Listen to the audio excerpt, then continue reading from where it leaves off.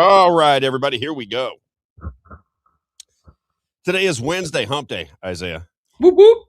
August 12th, 2026. My name is Rob Carter. Welcome to the future, #1 podcast in America. I don't know if you saw, Isaiah, but Rumble show from yesterday, we had the guy from China that was talking about China on the Red Tsunami show. Yeah. We had 1,200 people watch that on Rumble after the show. Wow. Isn't that Wow. crazy? What That is causes crazy. things? That's what I'd like to know. I wonder what causes people to blow up a show. I still can't figure out what the algorithms are or how that whole thing works. Just blows my mind. You know, I mean, we had almost 600 people watch it as it was going, and then another 1,200 after the show. It's just bizarre. All right, title of the It's a good title. It's a good title and a good thumbnail too, I'd say. I wonder if that's what causes it. I really Yeah, it is. So the title of the show today is, again, and we may have done this before, but it's the COVID con job. But what I wanted to highlight is the differences between Louis Farrakhan and guys like Ben Shapiro and Alan Dershowitz, because, you know, a lot of people on the right still think the war is against Islam. They are completely ignorant of the fact that there may be a bigger issue at play with the state of Israel and the people running Israel and the Zionist movement. They're not. You're either with us or you're with the terrorists. You're with us or you're with the terrorists. That's it. I'm saying it may not be one or the other. It's potentially, it could be both, and they may be working hand in hand with one another. You understand what I'm saying, Isaiah? Absolutely. Is it possible they're working hand in hand to destroy this country, maybe financed by Israel, maybe financed by USAID, maybe financed by these NGOs, maybe financed by who knows who, but maybe those two entities, radical Islam and radical, what would we call the other side? Radical Zionism working together. I think that might be what's going on here. We'll get to the bottom of it. Quick show update. Lisa Panette is finally coming on. She'll be on tomorrow. She's been working on the elections and on the midterms, and finally got her in tomorrow. She'll be in at 10 a.m. tomorrow. So Lisa Panette, for the radio fans who used to listen to Lisa, every Friday we had her on. She'll be in to talk Missouri politics. We'll talk about the winners and losers in the midterms or not the midterms, but the primaries. I apologize. The primaries in Missouri. So we'll have her on tomorrow. Act for Missouri worked out perfectly. They couldn't be on tomorrow because they've got something going on. So we'll bring them in, Act for Missouri, on Friday. And then today we have Andrew Muller on the show. I happen to think Andrew Muller is somebody you might want to pay attention to because ultimately he's going to have a big platform either in reporting on the news or as a politician, because he's brilliant, he's young, he's poised, he's intelligent, he's got all of the tools to make a name for himself in politics, and he's working with Liberty Sentinel and Alex Newman, who I think is a brilliant guy as well. So he went down and he got to meet Byron Donalds. He also he was also at an event, I believe, with Vivek Ramaswamy. I think both of those two guys are BS artists. That's my take. I have this lady friend of mine, and she's just pounding on me. She's just so aggravated with me because she thinks Byron Donalds is the real deal down in Florida. I happen to live in Florida. I've been, I'm in politics. I followed Byron Donalds. That would be like telling me that Mike Kehoe is the greatest governor in America, and being just positive that Mike Kehoe is a great governor and he's just so good. He's going to be, he's an independent thinker. He's doing great things. And I would say, well, I just disagree with you because I live here. I know what he's doing. I know what he says. I know who he is. He's a complete and total fraud. That's my take on him. So I will not be endorsing in any way, shape, or form Byron Donalds or saying anything nice about him, other than he's a very charming guy. My wife and I were talking about that last night. When you hear the word charming, do you think that as negative or positive? I think it just depends on the context. Right. But when you hear the word charming, when I hear it just in general, it's a good, I think it's a positive thing. That was what I was trying to explain to her. She said that, she has a negative connotation toward the word charming because she thinks that it's like a BS artist, somebody who's going to charm you off, but they've got ulterior motives and that kind of thing. I said, I don't think that's what charming means necessarily. No. I mean, you could certainly use it in that manner, but I don't think that's what charming means. Her and I were laying in bed watching a movie last night and going back. There she is right there. She's listening, going back and forth on that. Honey, talking about you. She's doing hot Pilates right now. Oh gosh, that's terrible. That's what our daughter said to her last night. She goes, Mom, that is miserable. Are you sure you want to do that? She goes, I'm going for it today. So my wife is in hot Pilates, and she must have her headphones on, whatever Pilates is. What is Pilates? Is that like yoga? What is Pilates? I don't know. I couldn't even tell you. I don't either. But that's where she's at. That's how much we work out. She's getting irritated with me. She's like, you know what happened? You were working out, you switched me. You're working out every day. You're I lean know. and mean, fighting machine when we got married, and now look at you. You're slovenly and staring at your phone all day long. Sorry, honey. I'll get back to business here in not too. There's a funny story my pastor, one of my pastors told me. He looked at himself in the mirror, after being married for so long and, having 2 kids, and he's like, "What do you think about me, honey?" She goes, "Well, you're no Jason Momoa."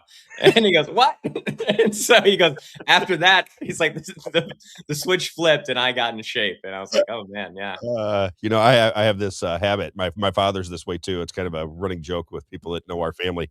We just generally in our underwear when we're in the house.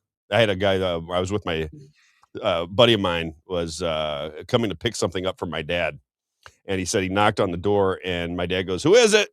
And the guy said his name, and he goes, "Hang on a minute." And he said he heard it. He heard some rumbling on the inside, and he opened the door. He goes, "What were you doing?" He goes, "I had to put some clothes on." He goes, "Oh, okay." And my dad handed him whatever he wanted. And he goes, "I walked about 6 feet, and I realized I didn't get. There was one other thing that I wanted, so I came back and knocked on the door." And my dad goes, "Who is it?" And he says who it is. He goes, "Hang on a minute." He goes, "What are you doing?" He goes, "I had to put my clothes back on." He goes, "I picture your dad as soon as the door closes, he just drops his clothes immediately, like he can't, like they're on fire. He can't wait to get them off." So I do that around the house, and my That's wife is now awesome. looking at me with, she's like, it's that look when you're just disappointed in somebody. She looks at me and goes, Mm. "All right, what are those deals?" I say, "It's sad. It's sad. I got to get it together." Let's get into the show. I'm in a good mood today. I do think there are good things happening, but I Me I too. think it's more. We found our dog. You found your dog, that's what I was gonna get into. Took So my 12 buddy Charlie. hours. Yeah, my buddy Charlie texted me this morning, he goes, "Hey, man, I've been thinking about it. Did Isaiah find his dog?" I said, "I checked in with him last night, and he finally found his dog. It was on a porch, I guess." So you have a dog that can't see or hear No. and got lost. That's not a good Yeah. situation, but you were able No. to find the dog. She's never left the yard before. That's the first time, and so that was a very unique situation, and just wandered off, and I wonder why. I don't know why. Yeah, A little very, panic? very interesting, Was but the family freaking out? yeah, absolutely. My wife was definitely freaking out because, you know, we posted on Facebook and no one had reached out to us. We talked to the police. We all these things, and so Pilates builds core strength, stability, flexibility, posture, and total body balance. Okay. It was intense. My wife is an athlete. She's funny. She's a really, really good athlete. Not like to play sports. I don't know if she played a lot of sports, but just ran Mm, a 26-mile marathon. She's just one of those people that her body can take a lot of strain, that's funny. if you will. All right. So today's show is called the COVID con job. And then there was a subtitle that we couldn't get on the thumbnail. I hope that doesn't hurt my viewership, Isaiah, but it was Farrakhan Doesn't seem to. versus Yeah. I'm teasing. Farrakhan versus Shapiro. So I want to start there. There's a lot of things I want to talk about. There's information about the elections that we want to bring to your attention, COVID, just in general, all that information that we talked about for all of those years is starting to bubble to the surface. And I don't know how to feel about it. I really don't. I'm conflicted. I'm excited that people are starting to know what's going on. I keep going back to Dr. Shiva, who said the charlatans come out and they tell you what everybody knew at the time, and then when it's over and it doesn't matter anymore, then they come out and give you the investigation. They tell you what happened. He goes, if you watch this, that's how they do everything. And he said that before this happened, and now here we go with COVID. All the information's coming out about Rochelle Walensky telling people to get vaccinated when they were pregnant, before, during, after. As we said yesterday, as the baby's coming out of the canal, just jab that thing right in the Yeah. bread with a vaccine, and then jab it in the mother's tummy right when she's having the baby. I mean, this is what was going on, and it's gonna blow over because Donald Trump's not making noise about it, and that is another concern that I have. I know um, we had Rick Bavitz on yesterday. He seems to be very what's the word for it? Optimistic about what Donald Trump is doing Yeah, economically. I would say optimistic. Yeah, more optimistic than we. Maybe we're short sighted, and he's more long term and can I see I past I that. I thought that. I still I'm not there yet. Yeah. He and I talking. I'm not quite there yet. I had another friend of mine, Ben, who he is the guy that is writing the legislation for Bitcoin for Ben Keithley here in the state of Missouri. And he heard Rick yesterday, and he said, when it comes to stable coins and this and that and the other, he goes, I completely disagree with Rick. He goes, it's everything that you talk about being worried about. That's what stablecoin is. Mm, That's what stablecoin will ultimately be, is everything that you're talking about with the surveillance system. He goes, that's what stablecoin is. He goes, I agree. He goes that we're moving into a new system, a multipolar system. He goes, "But all of the things that we're moving towards are the things that you talk about as making me very nervous, which is the surveillance state." And I said, Yeah. "Yeah, I'm very concerned about the surveillance state." So let's start with Speaking of COVID. Bitcoin, did you see Rand Paul went to Fort Knox? He's like, "Oh, all the gold's there." Yeah. Oh, yeah. Yeah. We talked about that. I talked with Ben that I was just bringing up. We Yeah. talked about that yesterday. He goes, "That was just for show." He goes, Yeah. he made fun of the Warenberg thing. He goes, "Warenberg." I go, he goes, "You don't even know what was in the gold." He goes, "That could have been shiny gold." He goes, They're not weighing it. They're not Yeah, investigating it." He goes, "Nobody has any idea." He goes, "It's just, again, that was, made for TV kind of situation." exactly. But I do want to get into COVID because we've got Andrew coming in at 10, and I want to get the conversation started here. Then Andrew will tell us I think this is a very, very sharp person. Do you remember Andrew being on the show? Oh, yeah. I actually, I read the email that I don't know, I think it's a daily email that Alex Newman sends out. Right. So, um, yeah, it was about COVID today, and Anthony Fauci was the Perfect. email. So I think he'll have a lot to say.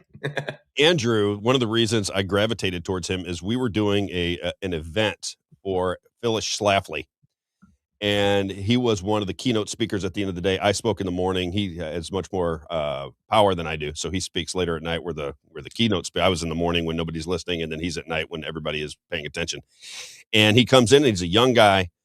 I'm not expecting anything to get me excited, and then he started to speak, and I was amazed at his clarity of thought, his poise. There was no nervousness. He was assured about what he was talking about, and it happens to align with my belief system. So when he got done, I said, I got to get a hold of this guy. This is somebody that I think is really impressive. I mean, I think he was, at the time, I think he was 23. I think that's the age of this young man.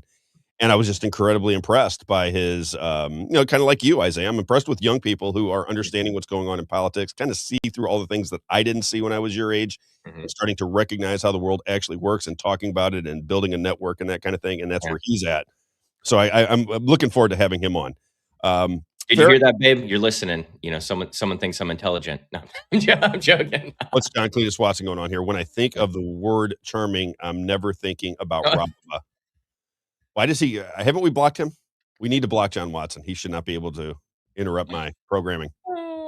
This is what happens when you destroy somebody at golf for 30 years. They all of a sudden they want to peck at you when you're doing your show, and that is John Can't Watson. handle Sorry, it. John. I'll be back in town shortly to take some more of your money. All right, let me look at it here.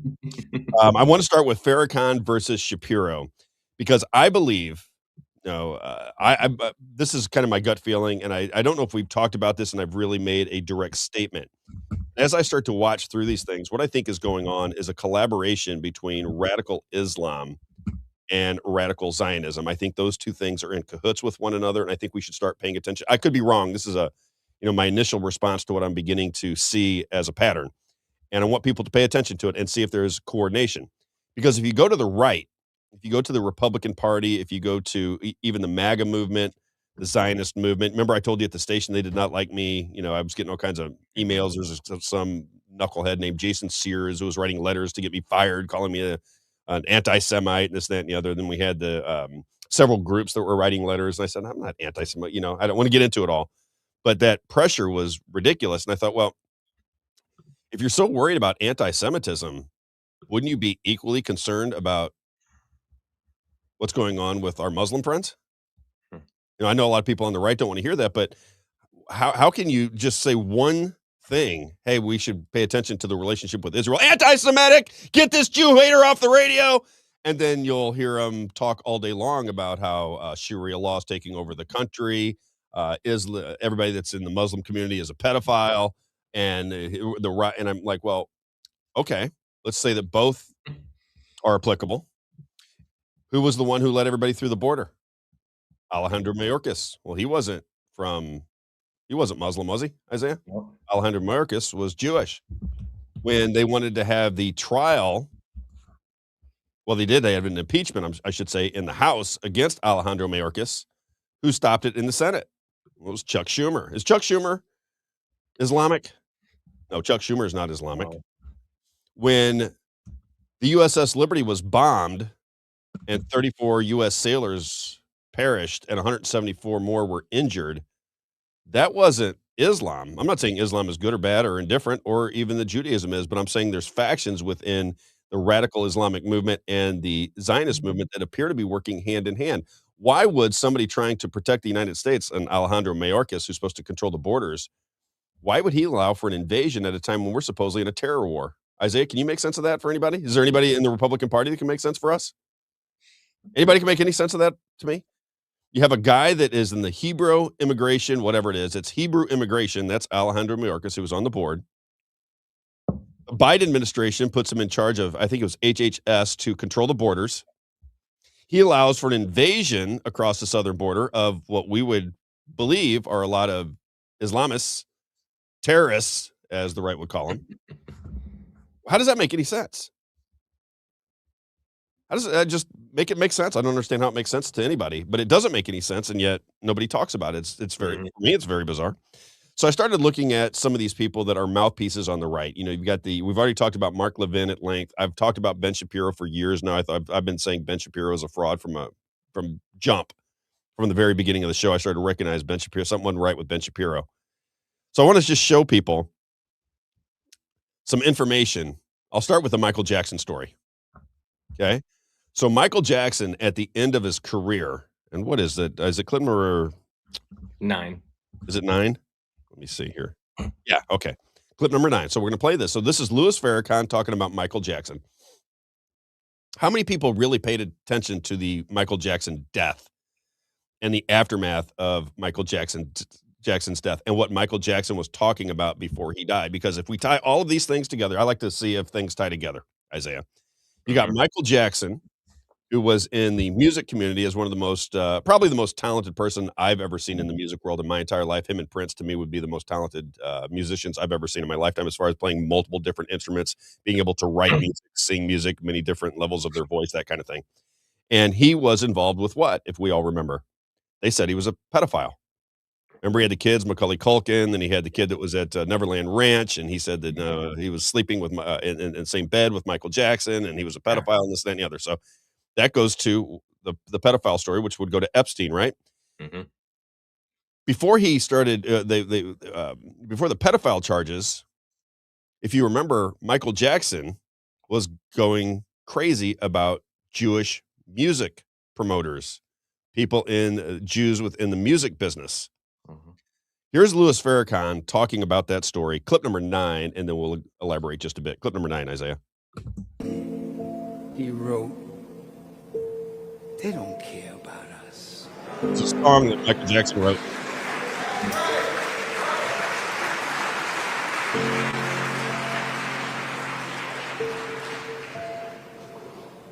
They don't care about us.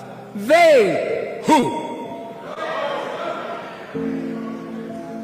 See, he's sending his people messages out of his pain. They don't care. Skinhead, deadhead. Everybody gone mad, situation, aggravation, everybody allegation. In the suite, on the news, everybody dog food, bang bang, shot dead. Everybody's gone mad. All I wanna say is that they don't really care about us. Beat me, hate me, you can never break me, will me, thrill me, you can never kill me, Jew me, sue me, everybody do me, kick me, kite me, don't you black or white me. That's what Michael was talking about.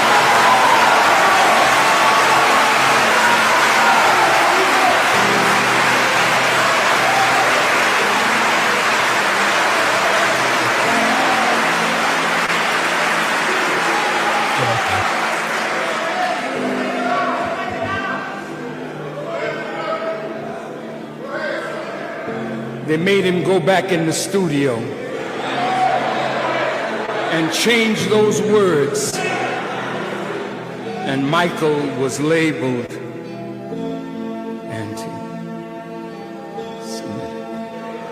Anti-Semitic.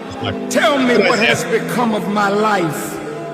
I have a wife and 2 children who love me. I am the victim of police brutality. Now I'm tired of being the victim of hate. You're raping me of my pride. Oh, for God's sake, I look to heaven to fulfill its prophecy and set me free. Skinhead, deadhead, everybody gone bad. trepidation, speculation, everybody allegation. In the suite, on the news, everybody dog food, black man, blackmail, throw your brother in jail. All I want to say is that they don't really care about us. Interesting, is it not? When you look to the words of "They don't really care Yeah. about us." And by the way, Stu Peters Yeah. starts the show with that song. Really? Yeah. So if you look through the words of the song and you know the history, Michael Jackson did a press conference where he talked about he was upset with and not Jewish people, but certain Jews within the community of music that were, in his opinion, doing some very nefarious things to him directly. Yeah. And when he started talking about that, then all of a sudden he's a pedophile and they tried to destroy him and then he's murdered. Do you know who the chief of security was for Michael Jackson? No. You can look it up. His name was Fahim Muhammad. Now, Michael Jackson's talking out against the Jews and Zionists within the music business. So he hires security that is Islamic, Fahim Muhammad. He dies under the watchful eye of Fahim Muhammad, who ran his security. Fahim Muhammad testified in the Michael Jackson trial against the doctor that supposedly gave him medicine that ultimately killed him. Do you know who else was involved with Fahim Muhammad, Isaiah? No. P. Diddy. Wow. Not only that, but Fahim Muhammad did not have any background in security, yet he ran security for Michael Jackson, and he was involved in the security apparatus for Sean Combs, P. Diddy. Very interesting, right? Because wait a minute, if we're going to protect him, and Michael Jackson's worried about the Jews because now he's been labeled anti-Semitic and he's talking out about them, isn't it odd that his security was Islamic? With this kid was like 23 or 24 years old, and he's running security for Michael Jackson with no background in security whatsoever. I wonder how they met. Very good question, right? Yeah. And I look at those things and I go, is there coordination there? And I'm not saying that there is. I'm just saying, let's talk it out. Can we be adults on the podcast at least where we talk things out and say, if you think it's crazy, that's fine. I don't think it's crazy. I think I think there's something there because it seems to be like everything else. We're being guided toward hating one or the other. Yeah. But not looking at it as though there's some collusion, as somebody in the app said, to bring down a Christian nation, which is very possible, right? It could be that we're bringing down a Christian nation by pitting us against ourselves, by making us take sides with whether it be the Zionists or would be the Islamists, right? We have to choose now. What if I choose against both? What if I don't like either one having power in my country because I believe this is a Christian nation? Is there something wrong with that? I don't know. Maybe there is.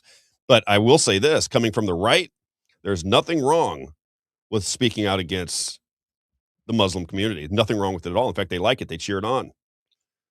But if you speak out against the Zionists, all of a sudden you're anti-Semitic. You should shut up. People will write letters to get rid of you and everything else. And I keep saying to myself, boy, that's interesting how that all plays out.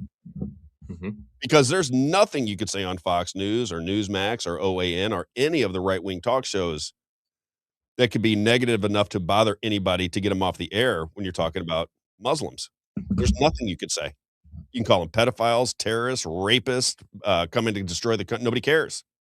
You say one negative word about Zionism, and they come for you. They want to put your head on a stick. That's just the way. That's the way it is. I'm living it. I know it. I don't have to guess. I watched it happen to me. So I say pay attention to these things because I think it's very odd. Now let's go back to who's right or wrong on these issues. Now, for my entire life, I always thought of Louis Farrakhan as the bad guy. Never thought of Louis Farrakhan as being even saying anything that I would want to listen to. I thought Louis Farrakhan was the bad guy.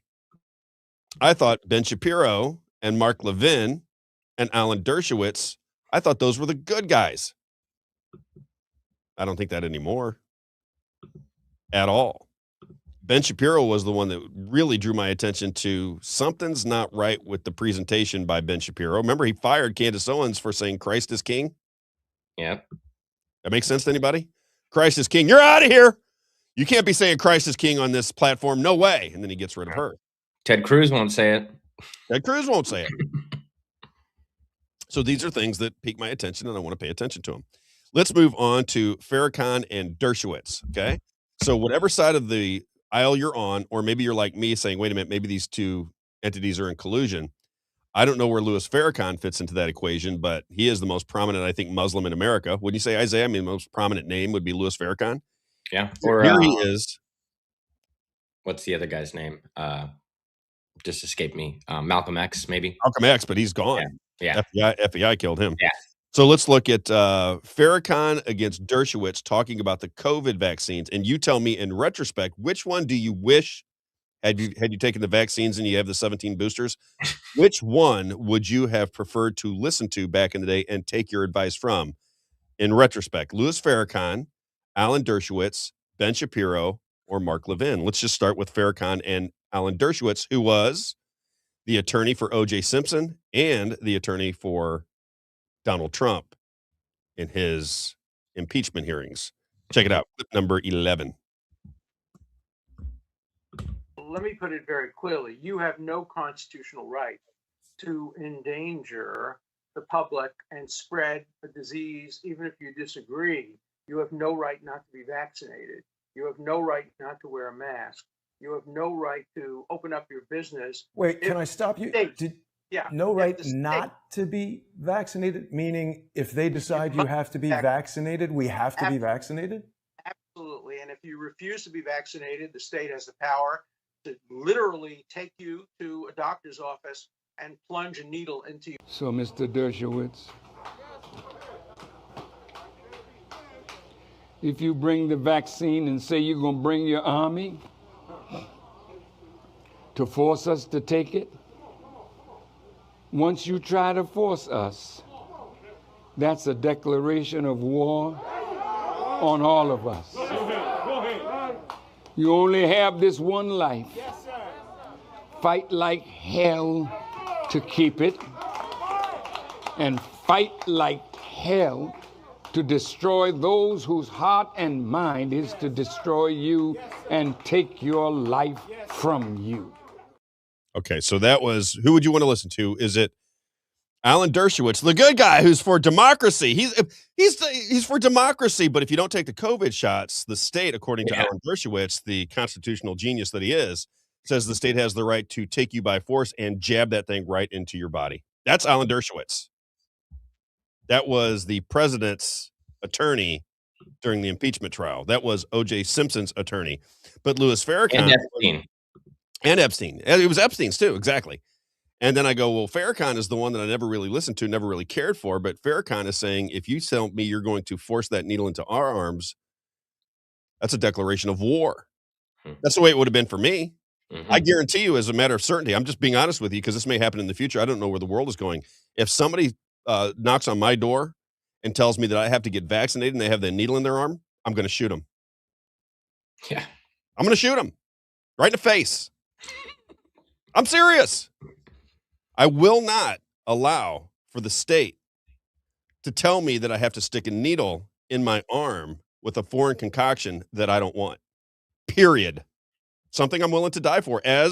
So I relate. What I'm trying to say is I relate to Louis Farrakhan. I relate to it. And I think if every American said, I'm going to shoot you with my Second Amendment rights, I'm going to shoot you if you try to destroy my DNA with your concoctions by force, then it would stop. Nobody would take the risk of knocking on somebody's door or taking their jobs away from them or doing those types of things. It has to get to that level of intensity, and the government has to feel that, or they're going to continue on the road that they're on right now. That's just the way it has to be. Governments have to be fearful of their citizenry. They have to be fearful of their citizenry. So when they get off track, they recognize the citizens aren't playing games because there's a lot more of us than there is of them. If you're compliant to tyranny, well, then the tyrannical governments are going to continue down the road they're on because you're going to be compliant with whatever they say. They can trick you. They can do whatever, use whatever method they want to get you into compliance, which is what they did with COVID. That's why I continue to talk about it as much as I can, because it's right there. Everybody knows it, and everybody was affected by it. Everybody knows what happened with COVID at this point. They recognize it was a con from the beginning, and from that point forward, you have to say who was involved in the con, what was the goal, who benefited, who put it together, how was it organized, and who was complicit. You have to ask those questions. If you don't ask those questions, you're never going to get to the bottom of it, and they're going to peg it or pin it on Dr. Darth Fauci. Everybody's going to go, Doc And I can't stand our Fauci either. Wrong. But they're going to go, we got him. We got Fauci. I mean, it was a global con job, but we got Fauci. No. That cannot be the end of the scenario. It has to be bigger than that, because it was bigger than that. And it was a global con job of mammoth proportions. And until people recognize that and say, wait a minute, I lost somebody because of COVID. One of my loved ones went to the hospital and got the remdesivir and ventilator concoction that killed him. And that was somebody that I loved. Somebody has to stand up and go, I didn't get to see my grandparents before they died because they wouldn't let me see my grandparents because of COVID. And that does not make me happy. Somebody has to say, I lost my family. I lost my friendships. I lost my career because of the COVID con job. And if that was organized behind the scenes and my own government was complicit in destroying my life, then there has to be some repercussions for those people, because you no longer have a government of buying for the people. You have a government of buying for whatever it is that was behind it. Mm-hmm. Okay. So let me just, I want to make it a complete declaration. If somebody ever tells me that I have to take a vaccination by force, you better find me when I don't have my gun with me. So I'm not joking around at all. I'm so disgusted by the people that had to take those vaccinations to keep their jobs so they could feed their families. I'm not mad at those people. I feel so bad for those people, because now they have to worry about it. Now they have to be concerned about it. Did this destroy my body? If it's a woman in her mid-20s, as we're now finding out, it's causing infertility, am I going to be able to have children? The people that are dating those women who want to have a family with this beautiful woman who had to take the 2 vaccines because she was in college somewhere and didn't know any better, and took the vaccines and the boosters and did all the protocols that they made these women take, because Rochelle Walensky, head of the CDC, said, you got to get your vaccines when you're pregnant, during the pregnancy, after the pregnancy, while you're having the baby. You got to get your vaccines. They're safe and effective, 100% going to be great. And it turned out it was all lies. And now they have the emails behind the scenes where everybody now knows that it was lies. But they didn't know it at the time, and nobody came to our defense at the time that it mattered. And that is a big problem. You know who was there for you when it mattered, Isaiah? Oddly enough, Louis Farrakhan. Yeah. It's interesting that Louis Farrakhan was the one telling the people following his word to absolutely, positively, under no circumstance, allow them to stick that needle in your arm. Yeah. At the same time, Alan Dershowitz, Mark Levin, and Ben Shapiro, heroes on the right, were telling you to stick it in your arm. So with all of the political back and forth, Democrats, Republicans, right, left, conservative, liberal, at the most consequential time in modern American history, the Muslim leader had it right. Huh. Interesting, isn't it? Okay, let's go to Farrakhan and Shapiro. I don't know, is 12, how long is 12, Isaiah? I think it's a relatively longer 8-minute long, I think. Let's go to about 3 minutes in. So this is Farrakhan and Shapiro. This is Shapiro talking about the vaccinations. I used to play this on my old podcast, and I think there was a shorter version of it at one time. I apologize, Isaiah, that I got to make you do this, but let's got to go about 3 minutes in, and you can hear Ben Shapiro selling. This is the difference that I want to remind people of. The fact that you took the vaccination or you thought the vaccination was good, that's one thing. The idea that these people with enormous platforms and millions of dollars in their pocket to spread a message, those people that were very influential, that went out and called people dopes, morons, conspiracy theorists, anti-vaxxers, and sold that to their audience to make them feel stupid, shouldn't you be paying attention to them?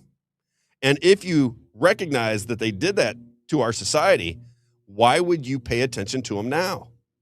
How can Ben Shapiro continue on with a show that people pay attention to when he knowingly was selling something he knew nothing about? Selling it. Not saying, no, I took it. You know, you guys got to do what you got to do, but I took it. You know, I think it's probably the best thing for me. I Ben Shapiro took it, but I can't tell people what to do. That is what every normal person would do unless they were, Isaiah, involved in the game. If you're involved in the game and you're a part of a group that is profiting from selling COVID, then all of a sudden it makes more sense. Because if you can think for a second, you'd recognize that you would not be selling medicines you knew nothing about to other people if you are a major influencer. You would not do that. If you're driving in your car, if you're on your computer right now and you're thinking to yourself, go, I'm in a position of power. People are going to pay attention to what I say. I am going to drive people one way or another, and I'm taking an emergency vaccine Everybody around me is starting to recognize that they don't need the mask, they don't need to stand on the dots, they don't need the bubble wrap and the football helmets, but yet influencers like Ben Shapiro and Alan Dershowitz are telling people they must get vaccinated. Rachel Maddow, you must get vaccinated. Rochelle Lewinsky, Darth Fauci, Chuck Schumer, Nancy Pelosi, Mitch McConnell, President Donald John Trump, all trying to sell you on the idea of getting vaccinated with something they didn't know jack diddly ding dong about. That doesn't concern anybody but me. I'm the only one. I'm the only one that goes, man, if Rob Carter was in charge, there's no way I'd be telling somebody to stick a needle in their arm with something I don't know anything about. I just wouldn't do that. I couldn't do it with a straight face. Come on, Rob, you got to move on from COVID. No one wants to hear it. Got to move on from COVID. It is the one con job in history that affected the whole world. And until we get to the bottom of it, we're not going to be able to move forward as free people. Yeah. You're not going to be a free society unless the people that were behind COVID, and that means Democrats, Republicans, 2 administrations, the pharmaceutical companies, the hospital administrators, the insurance companies, all of them, they must be held responsible. They must be held responsible. If they're not held responsible, if this falls on the shoulders of Dr. Darth Fauci and he becomes the poster boy, the whipping boy for all of the people that put this together, then we don't win. We win when those people are exposed, tried, and I prefer a hanging in a public square, but that's just me, Isaiah. Mm-hmm. That's what I prefer. I prefer a big, but I'm old school. Big crowd around. All of these people sold you on COVID, killed your brother, killed your sister, killed your mother, killed your grandfather. Let's just hang them in the public square, get that over with to make sure that the next group of con artists don't do this to us again. That's what I would say. That's just my opinion. Here is Farrakhan and Shapiro, clip number 12. Let's check this out. Talk about COVID shyness when it comes to minority Americans, even though the percentages are greater among minority Americans. I mean, why? You know who should be being ripped up and down right now? Not Greg Abbott for saying that people should not be forced to wear masks by the centralized government because they are capable of making their own decisions. The people who should be ripped up and down right now are people like Louis Farrakhan, who's literally going out there and telling his millions of followers that the COVID vaccine is a vial of death. Have you seen any media coverage of this? If a major conservative figure who had met with a bunch of members of Congress were out there literally telling people that the COVID vaccine was a vial of death, you know that would be at the front of every single newspaper, right? Conservatives deny vaccine efficacy. And yet here was Louis Farrakhan doing just that. Democratic members of Congress have met with this guy. They continue to meet with this guy. Have you seen a headline about this? Here's Louis Farrakhan, who has many, many followers, talking about how the COVID vaccine is a vial of death.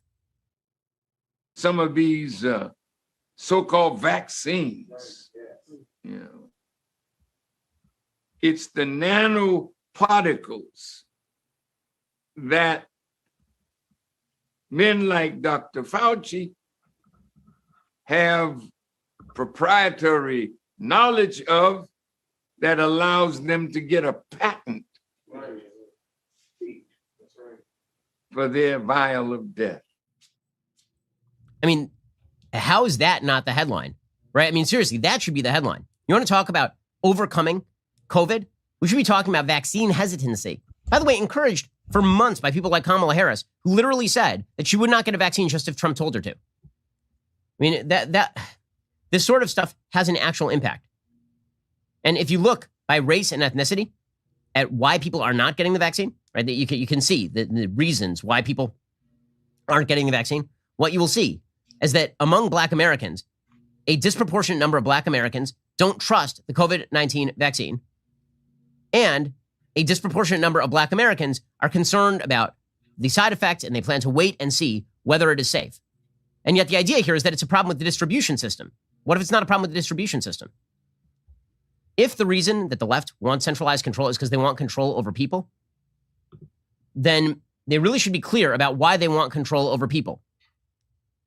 Because right now, they tend to blame the system whenever individual choices are made they don't like from people who are allies of theirs, but they blame the individual people when they're people who they don't like, who don't believe like they do, politically speaking. Huh?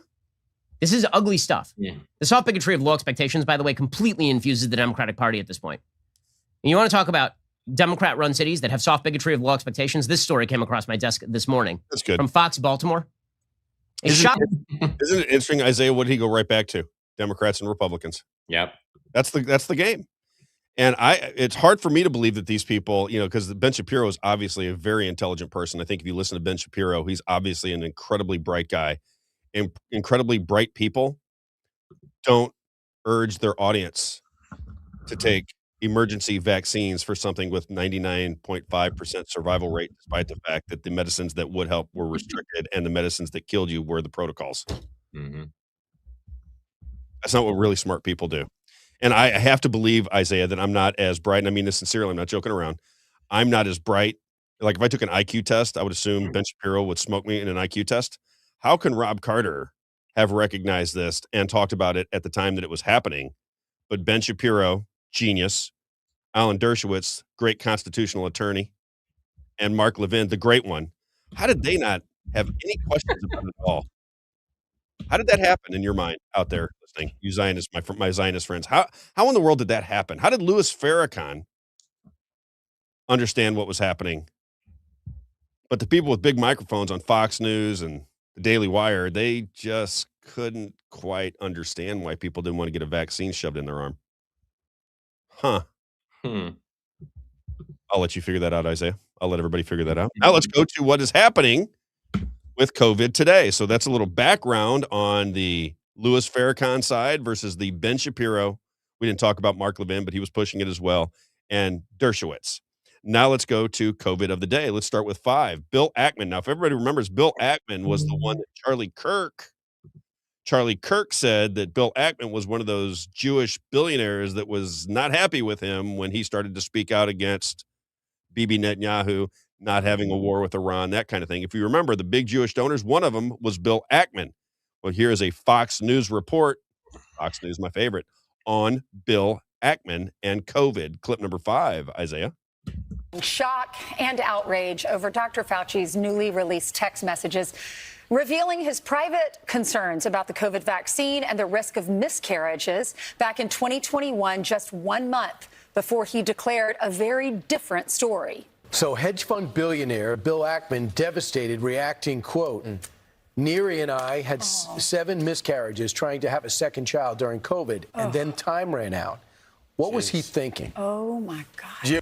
Oh, my God. I know. I was hoping you were going to show that because it's crazy. So dramatic, those imbeciles in the morning. They're very difficult for me to watch. Bill Ackman says him and his wife had 7 miscarriages, Isaiah. First of all, do you believe that?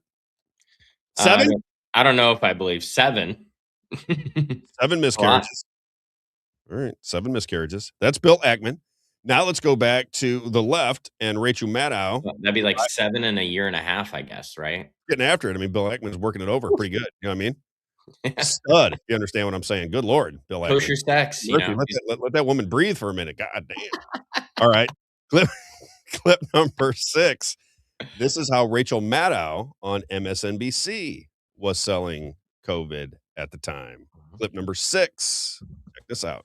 It means that instead of the vaccine being able, instead of the virus being able to hop from person to person to person to person, spreading and spreading, sickening some of them, but not all of them. And the ones that it doesn't sicken don't know they have it. And then they give it to even more people because they didn't recognize they were, right? Instead of the virus being able to hop from person to person to person, potentially mutating and becoming more virulent and drug resistant along the way.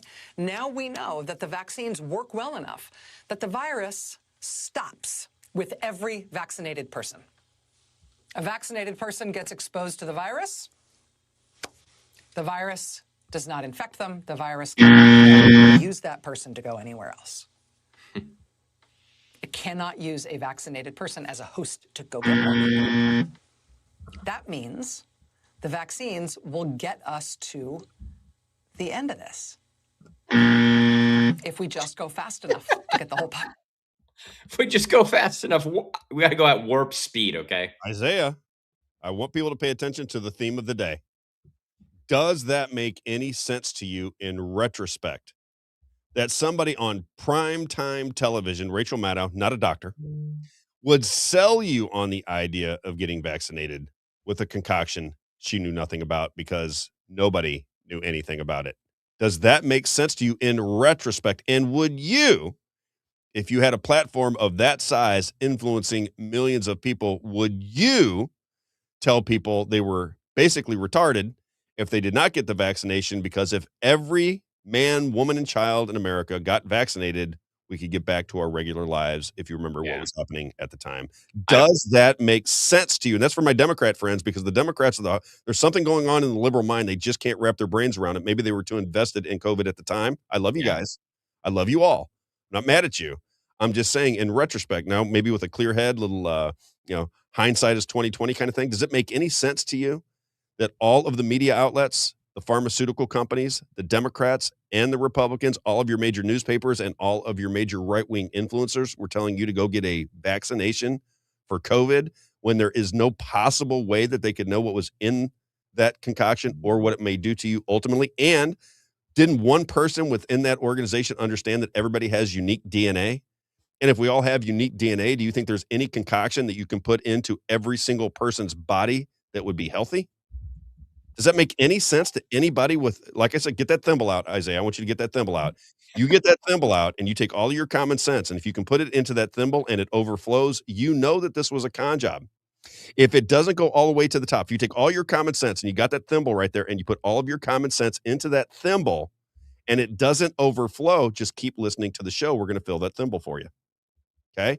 No bright person, no intelligent person would make those declarations. And even further, you could not get everybody on the Democrat and Republican team and the hospital administrations and the insurance companies and the pharmaceutical companies and the newspapers and all the major influencers to sell you on something unless there was an incentive, unless there was a plan. You have to understand that there's no possible way that everybody involved felt the exact same way. Go get your vaccinations, get them as fast as you can, line up for the boosters, wear your masks, lock it down, keep Walmart open, close your churches. There's just no way that that could have been sung in unison unless there was a game plan behind it. Isaiah. Why don't they push any other vaccines, Rob? If they're so passionate about science, if they're so passionate about vaccines and the health of America, then why don't we see all these same people touting the new flu shot with the mRNA? Somebody just said there's mRNA in the new vaccines, but where's the media tour? What? Can we do John Roberts? They're passionate about this, Rob. Oh, I just want, They're very passionate. Everybody must get them or we're all going to die. I could not. I think the reason that I just will talk about COVID from until the day I die is I'm so fascinated by people that I love in my life that are incredibly intelligent that just did not see this for what it was at the time that it was happening. I could not convince them. I couldn't convince them. Mm-hmm. I mean, I'm talking about some really, really bright people in my life, especially in the shoe business, that just they quit talking to me. Yeah, Isaiah. A lot of fear mongering especially for anyone who felt like they were high risk. You know what I'm saying?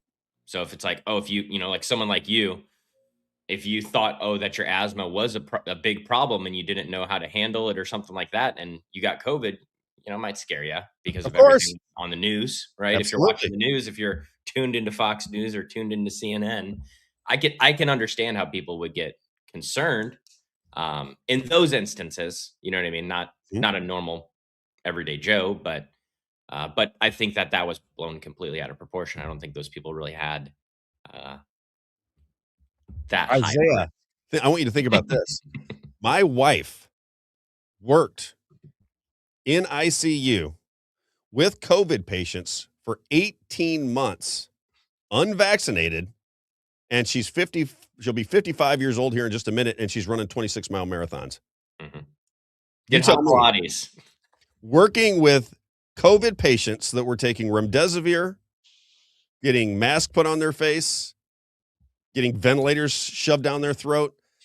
My wife worked in that environment for 18 months, unvaccinated, and is doing hot Pilates right now and just ran a 26-mile marathon. I mean, is there any more evidence than that it wasn't dangerous at all? I have friends of mine that don't even think that viruses like that exist. Mm-hmm. But it is incredible the amount of fear that was shoved down our throats by both parties and the entire media. And people have got to be aware of it, because until you break that cycle, until you manage your way through that matrix, they're going to continue to do this to us. They're going to continue down this path. This is the path they like. They like the path of being able to pull the wool over people's eyes and profit from their stupidity. That's what they like. The sheeple. That's what they want. The sheeple. All right, let's do John Roberts. Does everybody know John Roberts from Fox News? I love this. Did you see this one, Isaiah? Perhaps. Several people sent me this one. So he's talking about COVID and the information that's coming out about COVID. And then he tells his own story. John Roberts on Fox News says, yeah, I took the vaccines and I got pericarditis. And then I took the boosters and it got even worse. And I'm thinking, what in the world? Now you tell us, John Roberts? You've been on Fox News since day one. You couldn't tell us when it was happening because you know why he couldn't tell us when it was happening? Because Fox News wasn't ready for it then. He couldn't say anything. Remember Pfizer News? Exactly. Remember Dr. Mark Siegel? Dr. Mark Siegel is I don't know what they call these people, but they're contributors to Fox News. Dr. Mark Siegel, you might remember him. Dr. Mark Siegel came on and did a segment where he said his 99-year-old father got COVID and he gave him hydroxychloroquine and it went away and he was so excited about it. And then about 3 or 4 days later, he had to come out and give a retraction because some literature somewhere said hydroxychloroquine didn't work. And I don't want to tell people to take hydroxychloroquine. Apparently, it was just it was 99.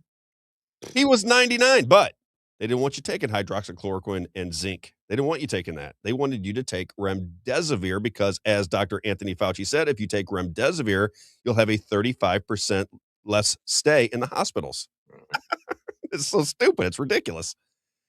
Like he came out with some magical number, 35% less time in the hospital if you take your remdesivir. So make sure you take that remdesivir because you're going to have 35% less time in the hospital if you take your remdesivir. 6 feet. 6 feet. 6 feet. 2 masks are better than 1. Wear your bubble wrap. Who's got their visors on? Make sure you got the visor and the 3 mask and the bubble wrap and the flippers and the football helmet so that you can walk around the beach in the fresh air. Especially when you're driving alone in the car. 100%. Especially then. That's when COVID can get you, when you're alone in your car. Still people doing it today, Isaiah. This is how well it's stuck. All right. Let's do John Roberts from Fox News, clip number 8. Let's do it. Incredible. Still incredible to me. Breaking right now, Republican Senators Ron Johnson and Rand Paul releasing the first batch of text messages from Dr. Anthony Fauci's government iPhone. In one exchange from January of 2021, Fauci, then CDC Director Rochelle Walensky, and then Surgeon General Vivek Murthy discussed COVID vaccination and pregnant women. Fauci flags a potential concern after the second dose, writing that many people experience, quote, significant cytokine storm and fever, and that this, quote, theoretically could be associated with miscarriage in the first trimester. Walensky responds, quote, definitely a good point, especially after dose 2.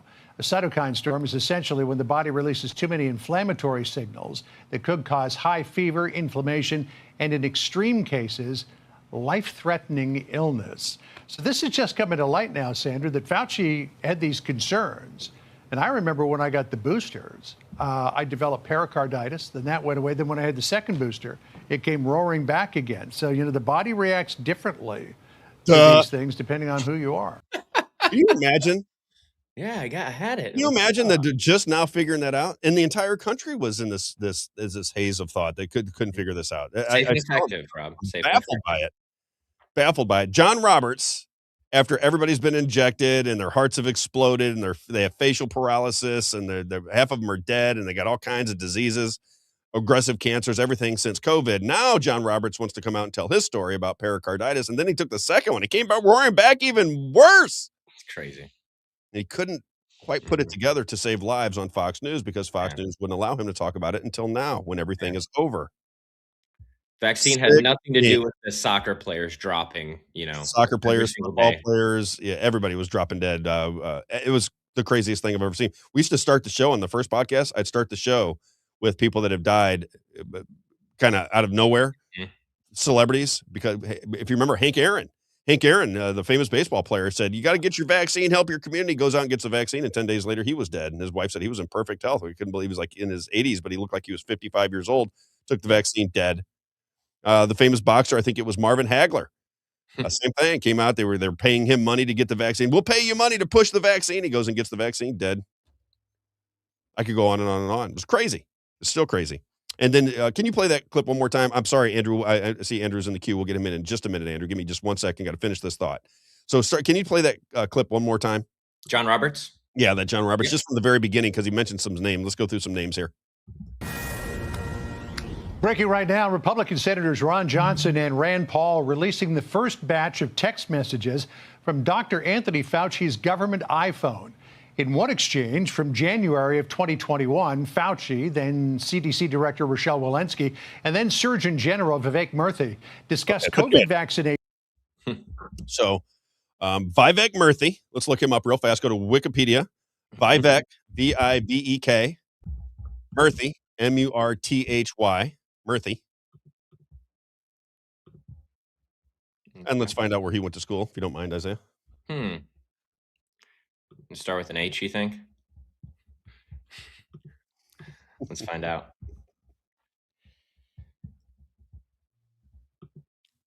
Vivek Murthy. There we go. Right over to the side there. His education. Where'd he go to school?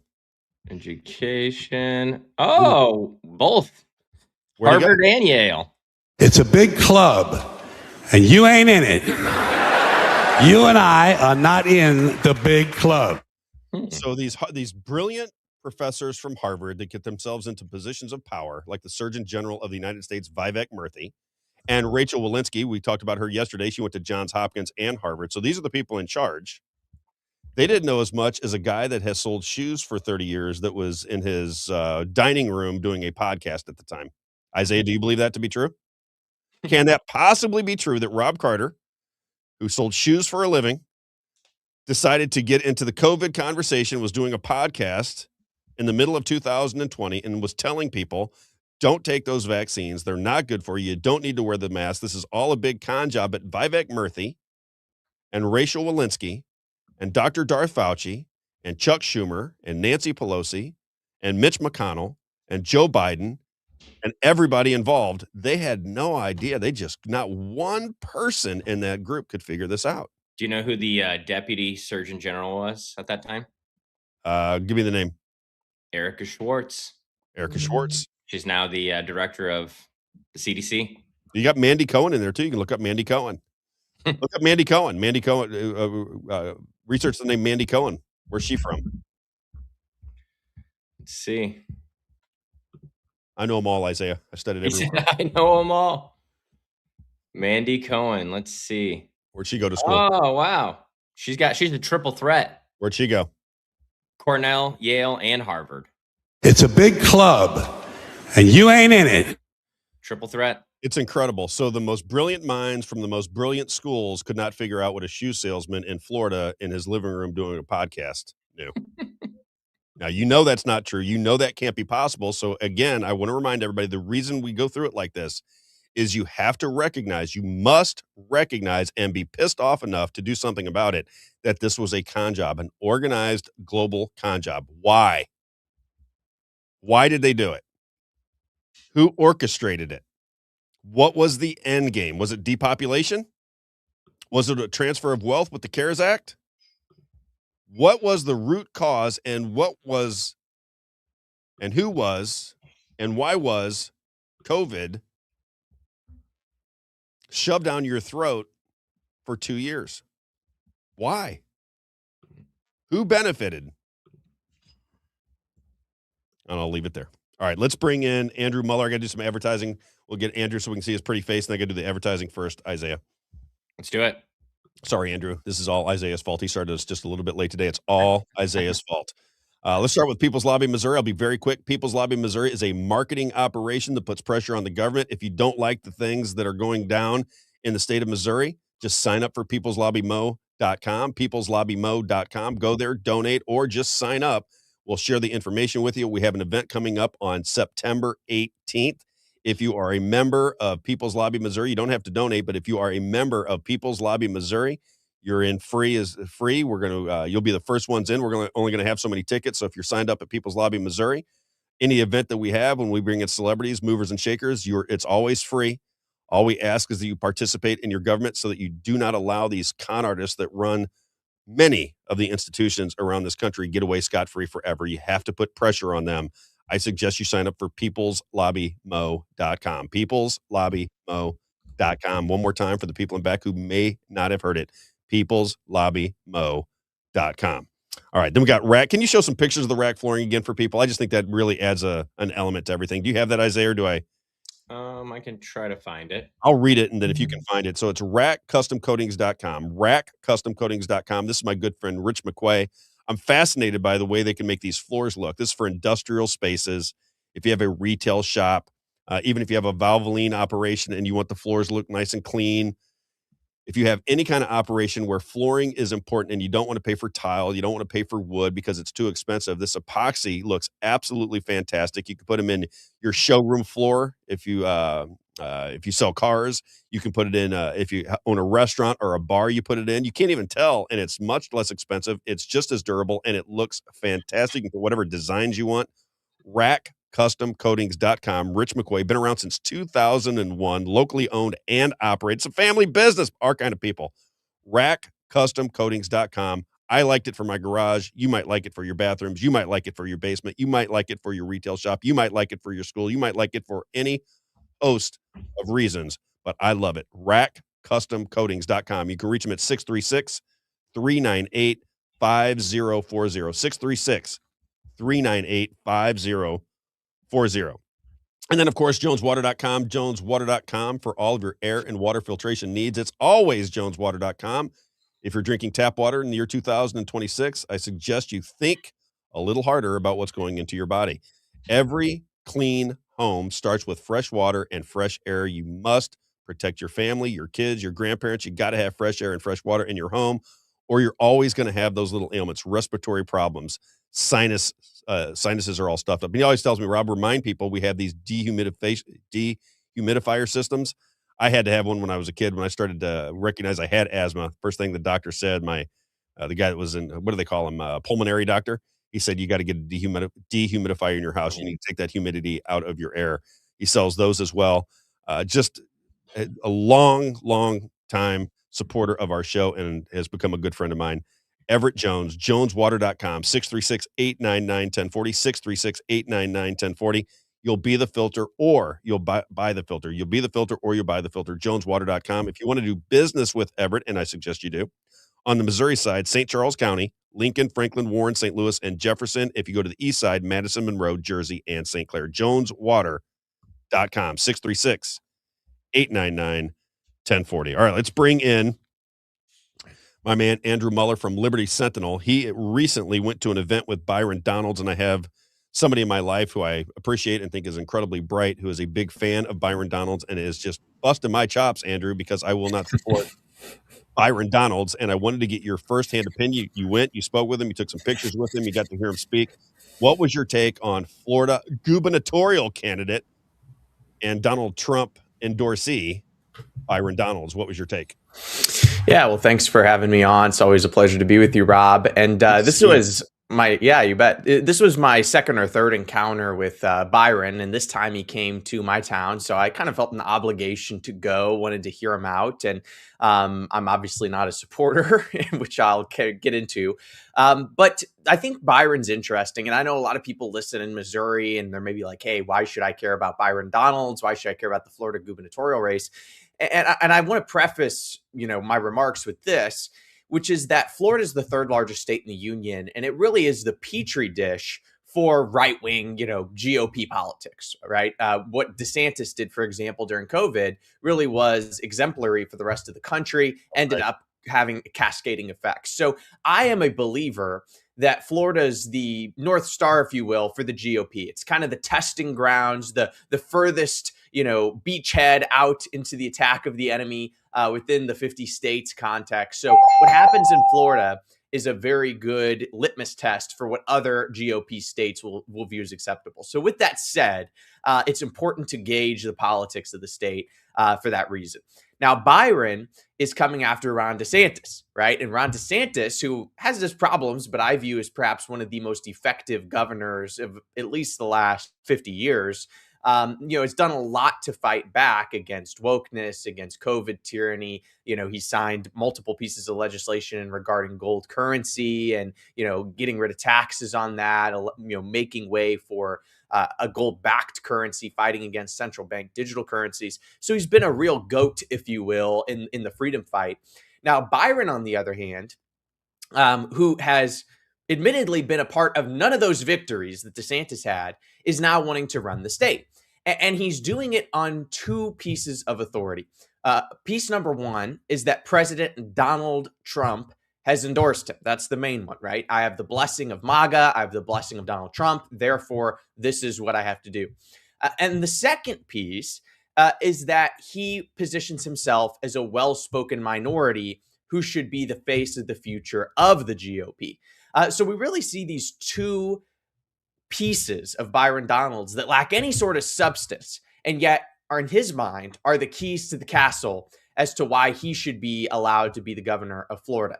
So that has caused a lot of ire. That has caused a lot of discontentment amongst Floridians and Americans at large looking at his candidacy. But to get to my experience with him is that he has no policy. I saw Byron Donalds a few months ago, and I spoke with him at length, and I asked him about property taxes, and I asked him about the role of the executive, two policy issues. And I said, Congressman Donalds, I believe property tax is immoral, and I believe it's unconstitutional, and I actually think it's communistic.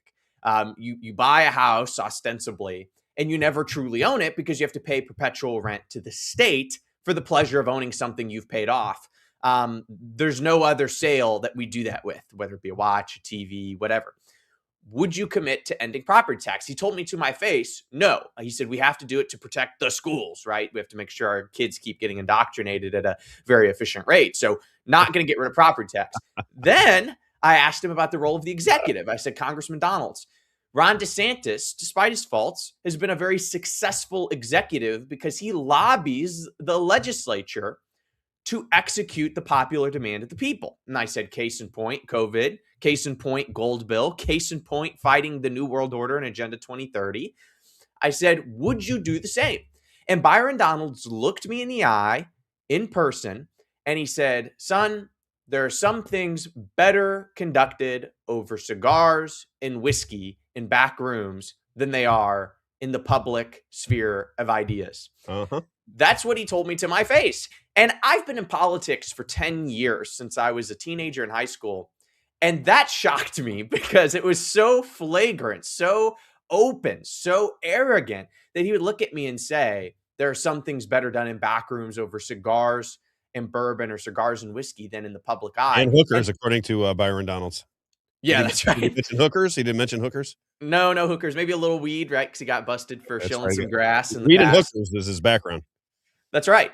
So that is what the problem with Byron Donalds is. And when he came and spoke in my town just the other day, he offered no policy. He spoke for 30 minutes. He shouted out all the local elites, the sheriff, the Congressman Jimmy Patronis, who doesn't live in the district, all the cast of characters. And in a 30-minute speech, he only gave one policy, which is that green energy is bad. Well, yeah, stupid. We all know green energy is bad. We all know oil, gas, and coal are the only sustainable, true, efficient forms of energy, and perhaps nuclear, even though we haven't been able to try that one out as much as perhaps we'd like. But that's the problem with Byron. And that's the problem with the whole GOP, Rob, is that the whole GOP right now is playing this uniparty style politics where it's, hey, we don't want DSA style socialism. We don't want Zoran Mamdani. So vote harder. Vote for Republicans. This time it's going to be different. We have the endorsement of Donald Trump. We have the energy. This time it's going to be different. Think about 28. Think about 2030. Think about 2032. That's always the solution. And what they refuse to do is address the actual issues. They talk about affordability and inflation, but they won't talk about the Federal Reserve in 1913 and getting off the typical, constitutional standard of money that we had. They talk about, foreign invasion and mass migration, but they don't talk about great replacement. They don't talk about globalism. They throw out all these issues to the base that are real, that are substantive. And then the solution to it is the Democrats are going to escalate it. The Democrats are going to give you a more extreme version of inflation, a more extreme version of mass migration. So vote for Republicans. And then the Republicans get in and they say, hey, guys, it's really tough in here. We got to work through the process. We got to have bipartisan action with the Democrats. Just vote harder in the midterm so we have an even bigger majority. So next go around, we can do it faster, right? And it's just this never ending cycle without getting to the core issues and the core solutions like ending the Federal Reserve, actually becoming a nationalist country and getting out of globalist institutions like the United Nations or NATO, for example. Those things are never breached because that's a part of the silent agreement of the uniparty is those are the sacred cows we don't touch because that's what keeps the grift going. And Byron Donalds and Vivek Ramaswamy and some of these people who are charming, who are articulate, who have all the right people behind them, they are the examples. They are the illustrations of that very issue I just said within the GOP. They talk a good talk. They have all the right endorsements. They play the game, but they don't get to the root of the problem. I got to ask you a question because I find you, first of all, how old are you? 24? 24. You're 24 years old. I agree with every word that you said. That's why I gravitated toward you when I saw you speak at the Phyllis Schlafly. I wonder, how are you received? Because Phyllis Schlafly, they backed Donald Trump. They backed the Republican Party. We were there. Basically, it was a Republican Party endorsement kind of situation going on. Mm-hmm. How are you treated? Because you see the world exactly the way I do. And I'm fascinated that you figured it out at 24. I assume this is homeschooling. You had homeschooling.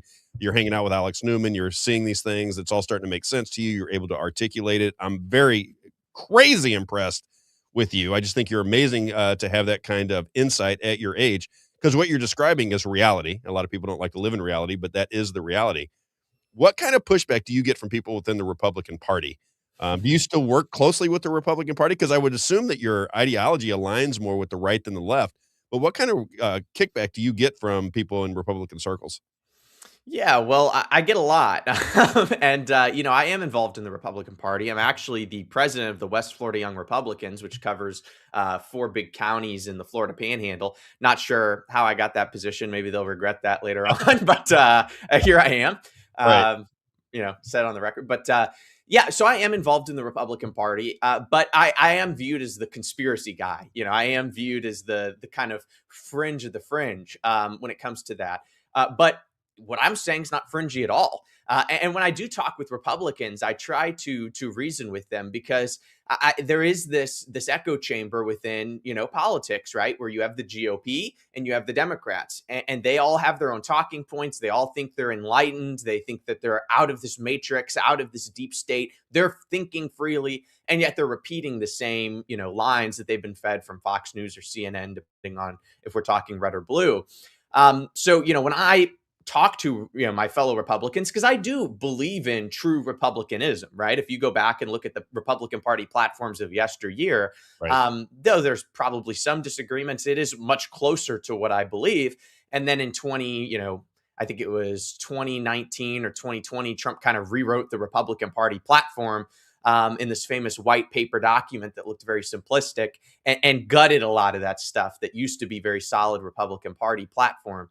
But I always try to talk with my fellow Republicans through a biblical lens, because I think this is a really good way for us to do it. Because obviously America was founded as a Christian nation, and you don't even have to be a Christian to reason with what I'm saying here. Right. But I think it's a good, appeal to authority. And I talk about this idea of conspiracy, and I talk about power. And when we, whether it be the United Nations, NATO, the Federal Reserve, the Council on Foreign Relations, the Club of Rome, the Bohemian Grove, anything you want to talk about that gets into the kind of conspiracy realm, uniparty. I always say Satan conspired to, go against God, and he brought Eve, right? So the definition of a conspiracy is more than one person working to achieve a nefarious or secret end, right? That is the definition of conspiracy. Can you pause it right there? Pause right there. Yeah. I'm going to give you plenty of time. Isaiah, okay. If you can, clip number 13, Jim Brewer. I did not know where you were going, but this is a clip that I had ready for the show today. Okay. I want you to listen to Jim Brewer, because Jim Brewer explains exactly what you just said, and I had no idea you were going to say, did we do any anything? No, we did not. All right, here is Jim Brewer, clip number 13. Check this out. It's not left or right. It is not Democrat versus Republican. It is not women versus men. It is not black versus white. It is not male versus female. It is a spiritual war. It is good versus evil. And it's time you understand how the devil devil hides. It's time you do start waking up, because I know you're going to church. I know you're reading the Bible. But some of you need to know the devil in order to fight the devil, because you're still watching the devil and believing everything the devil tells you, and you're still following everything the devil creates. Oh, God has 1 billion angels. The devil has 40 billion. So armor up, boys and girls. Right? True. It's exactly the way you described it. And that's, I've been talking about this for quite some time. I think maybe the best way to get across to a Republican crowd is to work it through the biblical lens. I think you're right on Yes. the money, because we talk about at the end of the day, the reason I don't freak out and I'm not sucking my thumb in my closet is because I think, I pray. I believe that God has the answers to everything, and I'm going to do everything that I can and everything that he tells me to do and guides me to do within my, that conscious mind that you have. And I'll just stay on the path as long as God wants me on that path. I'll be there. And then whatever happens from that point forward, I'm okay with. And that's the way I look at the world. And I think when you show people, COVID was a perfect one for me. That's why I'm talking about COVID again today. I just don't know how people can miss COVID as a conspiracy. How they don't see that as a conspiracy just blows my mind. It's just so fascinating that they can't see it on those terms. But here we are 6 years later with all the information coming out, and you can still talk to half the people in the grocery store and they'll still think that COVID was the most deadly thing that ever happened. And if they hadn't worn their mask and got their 17 vaccinations, they'd be dead now. And you can't convince them any different. It's the most bizarre thing I've ever seen. Anyway, just want to get to the good and evil part, because you were right on something that I agree with, and I want to play that clip from Jim Brewer because it kind of plays into what you were talking about. And I'll let you continue on. I just thought that was interesting that you brought it up. No, and I appreciate you sharing that, and that's so true. So, a lot of Republicans identify as Christian, right? And statistically, most Americans do, even though that's, certainly not the case by their actions. But all that to say is a lot of people still, if they don't believe it or not, view the Bible as a source of authority. So I go back to that and I say, what is a conspiracy? It's two or more people working secretly to accomplish an objective, right? And we always have a nefarious, synonymous thought with that. So that is what it is. So Satan convinced Eve that they could be like God and know good and evil, that they could transcend this human form, their oppression, their slave master who is God. They could become like him, know good and evil. So Eve joins the conspiracy. Adam then joins in it. They lie to God later, Adam and Eve do. And then to fast forward a little bit, that conspiracy grows against God. You see Cain killing Abel. You see all these different, subversions of God's design. Right? Instead of life, it's death. Instead of marriage between a man and a woman in wedlock, it's, polygamy, or it's homosexuality or transgenderism. Instead of nationalism, you see globalism. And then we get to the Tower of Babel, right? Where these nations conspire to create a one world government, to build the tower, to reach the heavens. And then God disperses them. He creates, various cultures, languages, borders, etc. And then we read in the Psalms about conspiracy. In Psalms 2, it says, "Why do the nations conspire and the peoples plot in vain? The kings of the earth rise up and the rulers band together against the Lord and his anointed." So the Bible literally tells us there's a conspiracy for global control against God and his kingdom.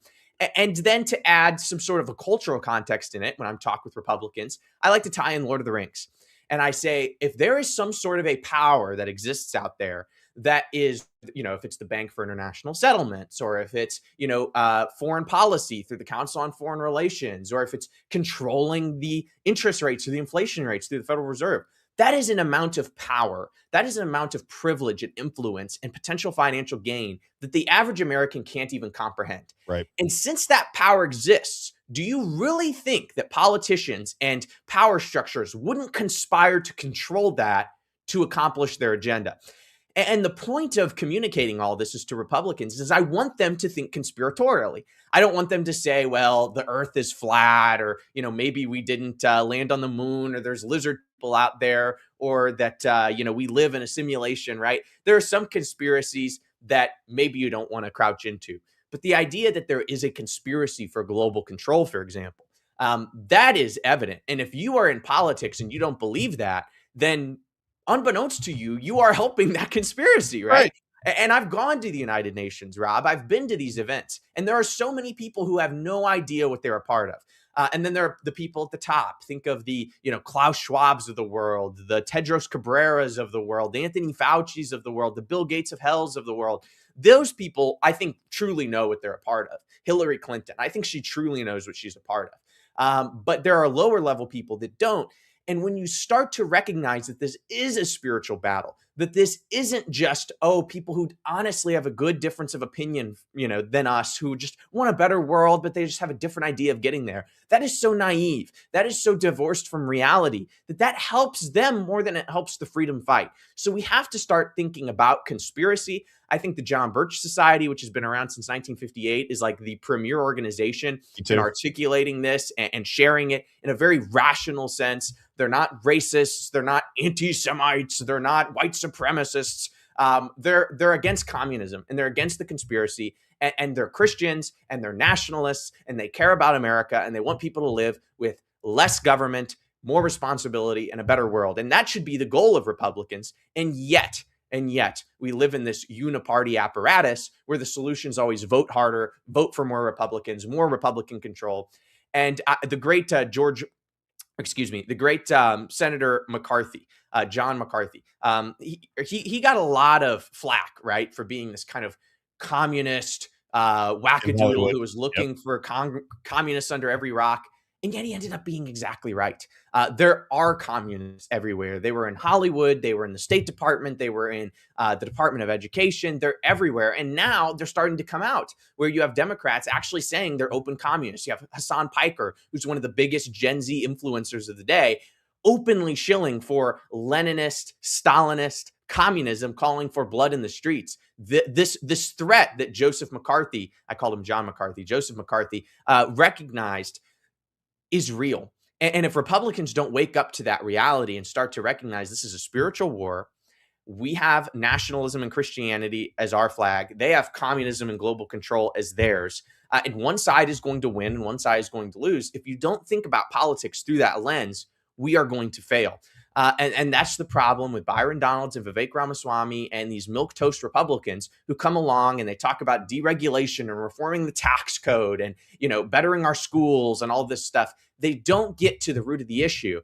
And Republicans have to start thinking radically. They have to start thinking responsibly, and they have to organize because our enemies are organized. Satan is organized, and he will use anybody and anything, even Republicans, to accomplish that mission. And if you miss out on that, you're not going to be as effective as you could be.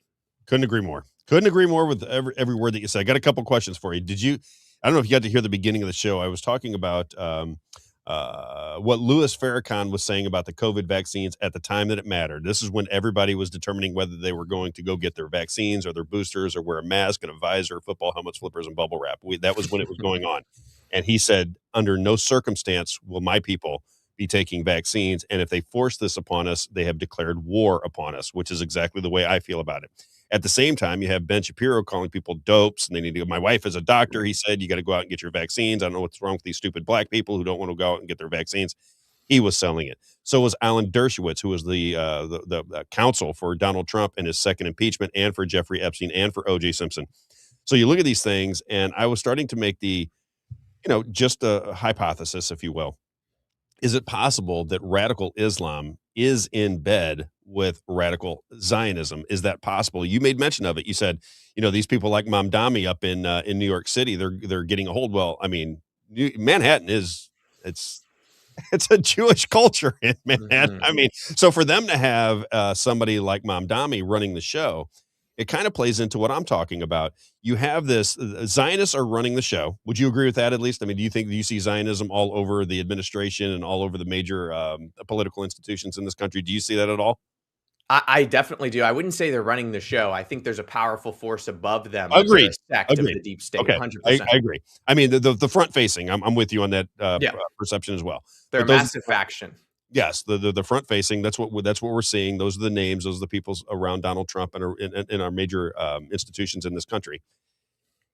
How is it that this Islamic faction in New York City, in Dearborn, Michigan, in Minneapolis, how does this continue to grow when this, what I would call a Zionist faction, are in charge of everything? Could there be coordination between the two? I made the comment about Alejandro Mayorkas. Alejandro Mayorkas was running the border situation under Joe Biden. Alejandro Mayorkas is Cuban. He's Jewish. He was on the board of HIAS. He allows the borders to be wide open. The borders are being wide open, and what's coming in? All the Islamic terrorists. This is what they're telling us, at least, Islamic terrorists. Then you have communism, you have Mamdani, you have all these things. And then he's impeached, Alejandro Mayorkas, in the House. And who puts an end to the impeachment in the Senate? Chuck Schumer. Chuck Schumer is Jewish, and he said one of his primary roles was to protect the nation state of Israel. Same with Ted Cruz. Said the exact same thing to Tucker Carlson. Is it possible in your mind, or will you look into this if you haven't looked into it already? Is there a possibility that there is a conspiracy between radical Islam and radical Zionism, because they seem to be using each other and the ball continues to move forward? There's never a resolution to any of these problems. As you said earlier, they just continue. It's either extreme versions on the left, maybe it's tamped down with a little bit on the right just for a minute, and then it accelerates when the Democrats get back in charge. But the Republicans are not giving anybody excitement. I mean, there's really nothing going on that you go, wow, this is fantastic. We got war going on. We got inflation through the roof. Nobody can buy a house. There's nothing exciting going on from the Republican Party. And I think it opens the door for Democrats to take charge in the midterms and in 2028. I know that's a lot, but just your take on what I had to say. Yeah, I think it's 100% legitimate. And so when you asked about, the Zionists and the front facing, and I said, they're a sect, they're a faction. Ultimately, it's Satan at the top, right? So it's Satan at the top. It's the New World Order conspiracy. It's rebellion against God. It's that Tower of Babel spirit, right? And that spirit will use anything it can to accomplish its goals. So it uses communists, it uses jihadists, it uses Zionists, it uses any faction it can. And in the United States right now, we find this kind of Zionist conspiracy, this kind of pro-Israeli lobby through AIPAC, through all these different groups, the Adelsons, the Paulsons, etc., foisting this undue influence on American politics. So that is real. And I think to the point you're saying is, are the Zionists working with the jihadists? I think a good example of that's George Soros, right? George Soros is a multi-billionaire Jewish financier, right? He's a multi-billionaire Jewish, political lobbyist. And George Soros's district attorneys, his politics, his cronies, they are not opposed to, Ilhan Omar. They're not opposed to Rashida Tlaib. They're probably not opposed to Zoran Mamdani. So you have to ask yourself, why, right? Why would people like George Soros, people like the Rockefellers, people like the Rothschilds, right, who have Jewish connections, why are these people who are part of this banking elite, this global cabal, okay with allowing radical jihad to infiltrate, the Western European world, America, etc.? And the answer is very simple, is they all have a common enemy.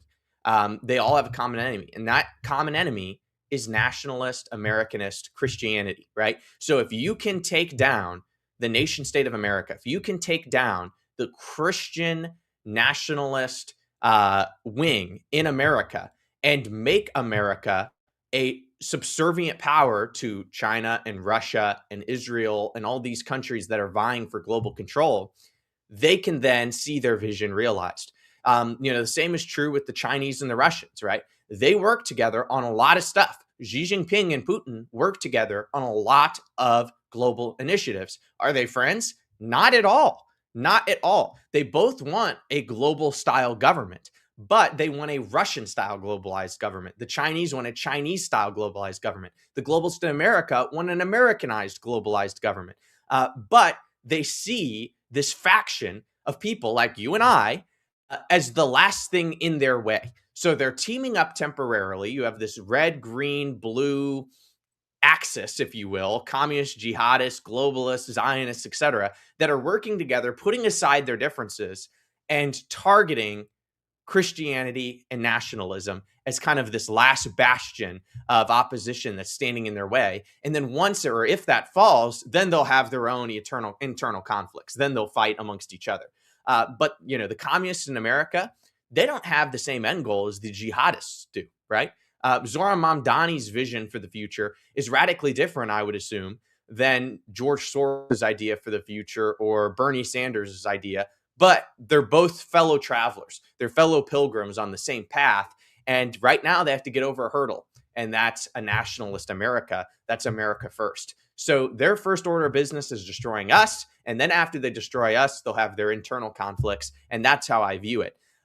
So it's not just the Jews, or it's not just the jihadists, or it's not just the communists. It's Satan at the top using all of these forces to take out the first order of business, which is the nation state of America, nationalism, and this idea of, Christian sovereignty and Christian self-government in America. Because if America continues to exist as a constitutional republic, they can't have their global order. They can't have a new world order, because America is still ostensibly the superpower of the world. And there's still enough good people in this country who aren't going to go along with mass vaccines, or they're not going to go along with central bank digital currencies or digital passports or global citizenship. There's still enough people who are saying no to that. Flock is a great example, right? You put up with these cameras everywhere. There's a mass resistance to that. AI data centers, mass resistance to that from people who are conservative and more left-leaning alike. So there's still enough people who are resistant to that notion of tyranny.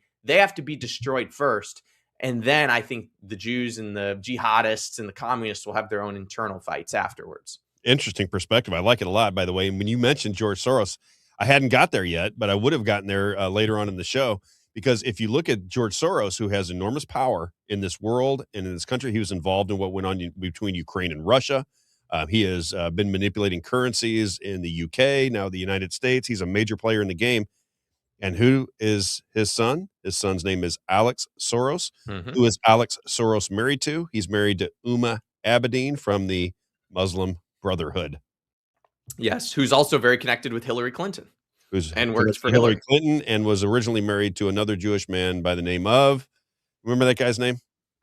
Oh, it's escaping me, but I do know who you're talking about. Yeah, Anthony Weiner. That's right. Anthony Weiner, whose laptop was turned over to the new NYPD, and Sidney Powell said that the people that saw what was on his computer were so sickened by it that they went and threw up after they saw Anthony Weiner's computer, which again ties all these things back in together: the global sex trade, the kind of Satanism, if you will. Yep. As you said, Satanism sits at the top. Do you have a favorite for Florida? Is there somebody that you've been paying attention to in the Florida gubernatorial race that you have that you like? I'll put it to you that way, that you think has the wherewithal to make this state even more free than it is now? Because right now it's one of the best states. I travel in most of all of them during the shoe business, and during COVID, there was no doubt Florida was. I couldn't wait to get back to Florida. I got flying to St. Louis, Andrew, during COVID, and it was the show me state. I would land at Lambert Airport. I would walk outside, and I honest to God thought it was zombie world. I just could not believe what was going on in St. Louis. I thought, what happened to my town? These people are insane. Fly back into Florida. Nobody even paid attention to COVID in Florida. It was like nobody was wearing masks or paying attention. Just nobody. You had to at certain places because people are compliant with going to a grocery store. But other than that, nobody even cared about it because, as you said, Ron DeSantis was pushing back against the protocols and everything else while we were down here. Do you have somebody that you like? I do. Ron DeSantis. I wish there were no term limits. Forever? I want him to stay forever. Yeah, I wish there were no term limits. I'm against term limits. I think term limits are elections. But he's going to go. So unfortunately, we have to pick somebody else. There are two people I really like and one I'm going to vote for. I really like Paul Renner and I really like James Fishback. But unfortunately, Paul Renner doesn't stand a chance and he's a little bit too tied to the party establishment for my liking. But when you read his policy platform, he's actually pretty decent. James Fishback is who I will be voting for. I've talked to him multiple times. I do want to caveat that with, I do have some concerns about James. I do think his past is a little questionable with regards to his experience, where he lived. There are some legitimate concerns there. I don't think it's necessarily disqualifying. But when you read James's platform, I think it's the best representation of what we need to do moving forward as Republicans. He's against Palantir, against Flock, he's against AI data centers, he's against foreign influence, he's America first, he wants to deport illegal immigrants, he wants to end H-1B programs, he wants to do the right thing. And he's resonating with Gen Z.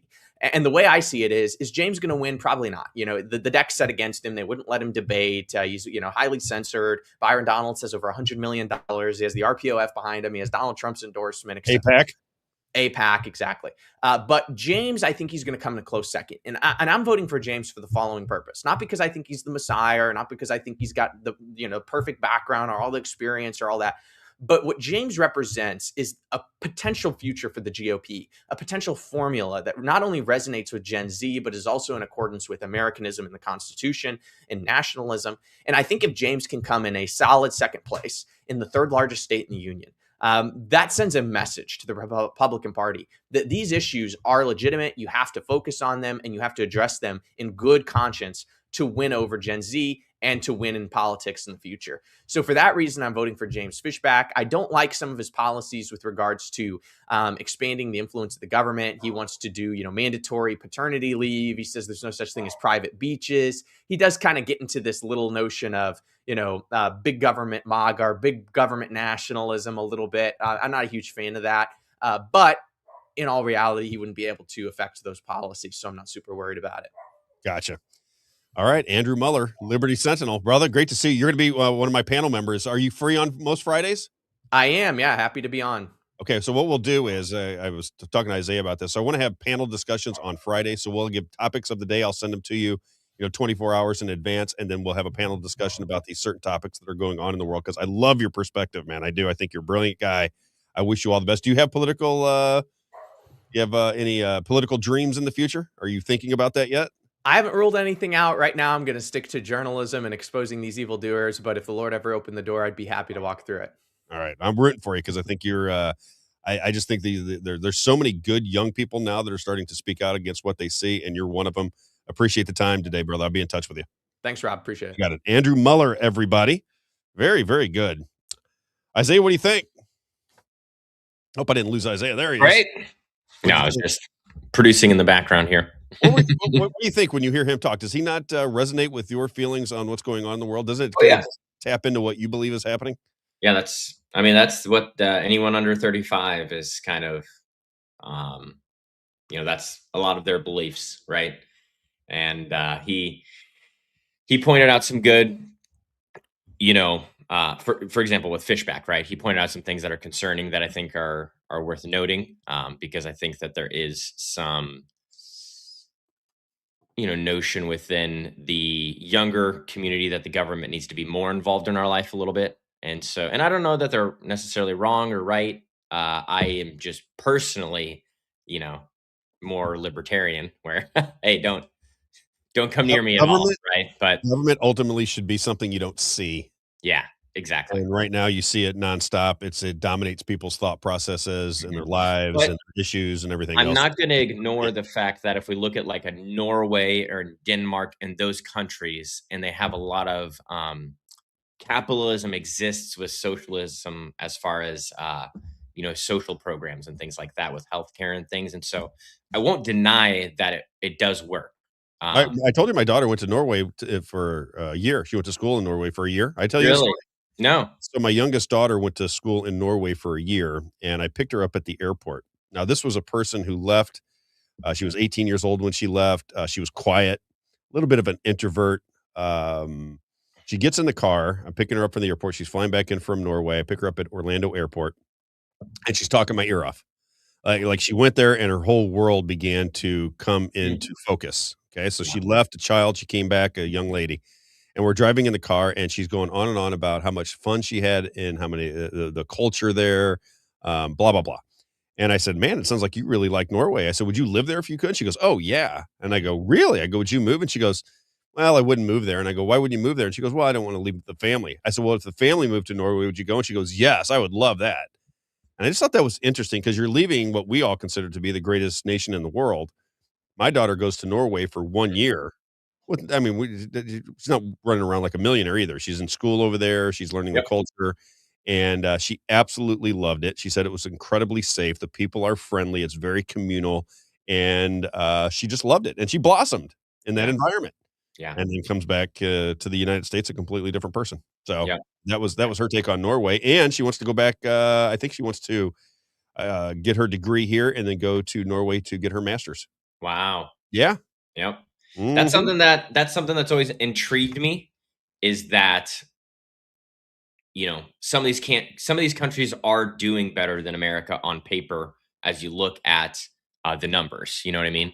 Yeah. And they are, and the problem is that people write some of these countries off as socialists when in fact they're not 100%. There is no real, I mean, maybe like Cuba and stuff, right? But there's not really a true socialist communist country. A lot of them rely on capitalism to Right. drive the economy still. Right. Exactly. And so that's what intrigues me to see, hey, maybe there is something to this in some of these areas where the government can be involved. And I think that maybe it's because of just mistakes that they've made. I'm not saying that, that's the best case scenario, but in this world of inflation and high costs and continuing to devalue the dollar, right? It seems that those programs have helped the country and the residents in some ways, right? I'm always fascinated that Europeans seem to take more time off, take more vacations, and still seem to have more money for Well, other things. Well, it's, to your point, I think when you travel a lot in your life, if you travel, Yeah. you'll see that there are places on, and I'm not talking about vacation destinations. No. Like I travel to Europe and I go to Italy and I'm in a vacation destination and everybody's wealthy and happy That's different. That's different. I'm talking about getting into the weeds of certain places. You'll find that you can go to certain countries where the people are just more joyous. That's Yes. simple. Yeah. They're more joyous. They're more happy. They're more spiritual. They like people. They want to talk to you. Mhm. America is losing that. And I think we're losing that because of our culture has been just Yeah. destroyed, basically. I mean, the culture that I grew up in doesn't exist anymore. It's completely gone. And anybody that's my age recognizes that the culture that we grew up in doesn't exist anymore. It's just completely gone. It's Yeah. been sexualized. It's been indoctrinated. It's been, we've been confused through Feminism, right? feminism, just all of these different things that have kind of poisoned the well as far as culture is concerned. I mean, just look at our music. Our music went from the Temptations in the 60s, Mhm. with doo-wop bands and I Love You and everything was about romance and love, to rap music in the mid to late 90s that was about shooting people, drugs, sex, orgies, this and that and the other. And all of a sudden you started to see a switch in the young people because that's what they were listening to. They weren't listening to, I love this girl. I got to figure out a way to get her because I love her so much and blah, blah. That was the way the music was in the 50s and 60s and even halfway through the 70s. And all of a sudden everything got sexualized and violent. And all of a sudden you start to see a culture shift because as society goes, music is right there alongside of it. It's Yeah. the, And you know who funny enough was ostracized in the hip hop community when he was trying to he was a producer and then trying to break out as an artist, but he wasn't talking about all those crazy things like a lot of the rappers were talking about shooting people and things like that was Kanye West. Kanye. Yeah. So he had a hard time. People told him or wrote him off saying that he wouldn't be able to make that leap from producer to artist and things like that. And that, oh, you're not saying the right words, basically. People don't want to hear about your feelings. People don't care about that. And they were clearly wrong. But it's interesting that that's what the music industry, who he eventually came out and said, hey, it's run by Zionist Jews. And he was, now he's walked back on that sense, but he was pretty out He was there. pretty adamant that something was going on. He was pretty out there. And Yeah, and so I don't know what they got on him now for him to walk that back. he's But been a little quiet lately on the political Yeah. front. He was really loud there for a minute, and then he kind of took a back seat. All right, Yeah. let's do a little bit more advertising, and then I want to get into. Sure. There's two things I want to talk to you about because one of them is this David Barnea. Did you see this? No. He was in Mossad, and now he's got a major role in American government. And I'm sure there's many of those. yeah, but I mean, this is outward. This is like they're not Yes. even hiding it from us anymore. It's a little bit Jeez. bizarre. So let's do Carrington Financial. That's My crazy. man Rick Babbitt, you got to hear him yesterday. I don't need to give him any more accolades, but Rick Babbitt's, if you are somebody nearing retirement and you don't have your money taken care of yet, or maybe it's just with an institution and you're really not paying attention to it because you got it with somebody like Prudential or you got it with one of these big companies and it's on cruise control and you're just looking at it, I suggest strongly that you get a hold of Rick Babbitt's. If you are nearing retirement, if you have money to grow or protect, you should talk to Rick Babbitt's. Completely different environment. He's a fiduciary, cares about your money, and he will walk you through all kinds of different methods to grow or protect your money. Financial planning expert, biblical principles with your money, your caring advisor, my man, Rick Babbitt's, 314-671-0525, or you can check out the website, yourcaringadvisor.com. And then we have Helen Gelhart with Advanced Wellness MED. Everybody gets to hear about Dr. Helen every show. Again, feel, think, look better, and live longer. She specializes in all of the things that will kill you. Alzheimer's and dementia is the number one for me. I keep telling people in my life, If you know a friend, if you have a family member, maybe it's a parent or a grandparent who's starting to slip up top and their brain is starting to go just a little bit south and their cognitive abilities, you're seeing them slip right before your very eyes, and it might be Alzheimer's or dementia. You got to get a hold. You just have to do it.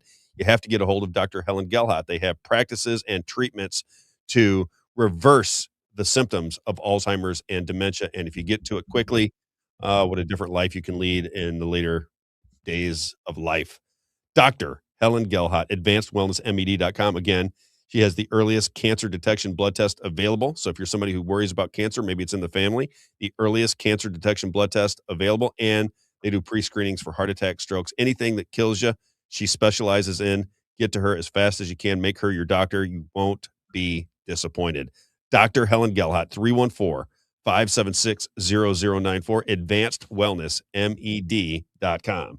And then one more, Isaiah, if that's okay. Oh, yeah. GraceHauling.com, GraceHauling.com.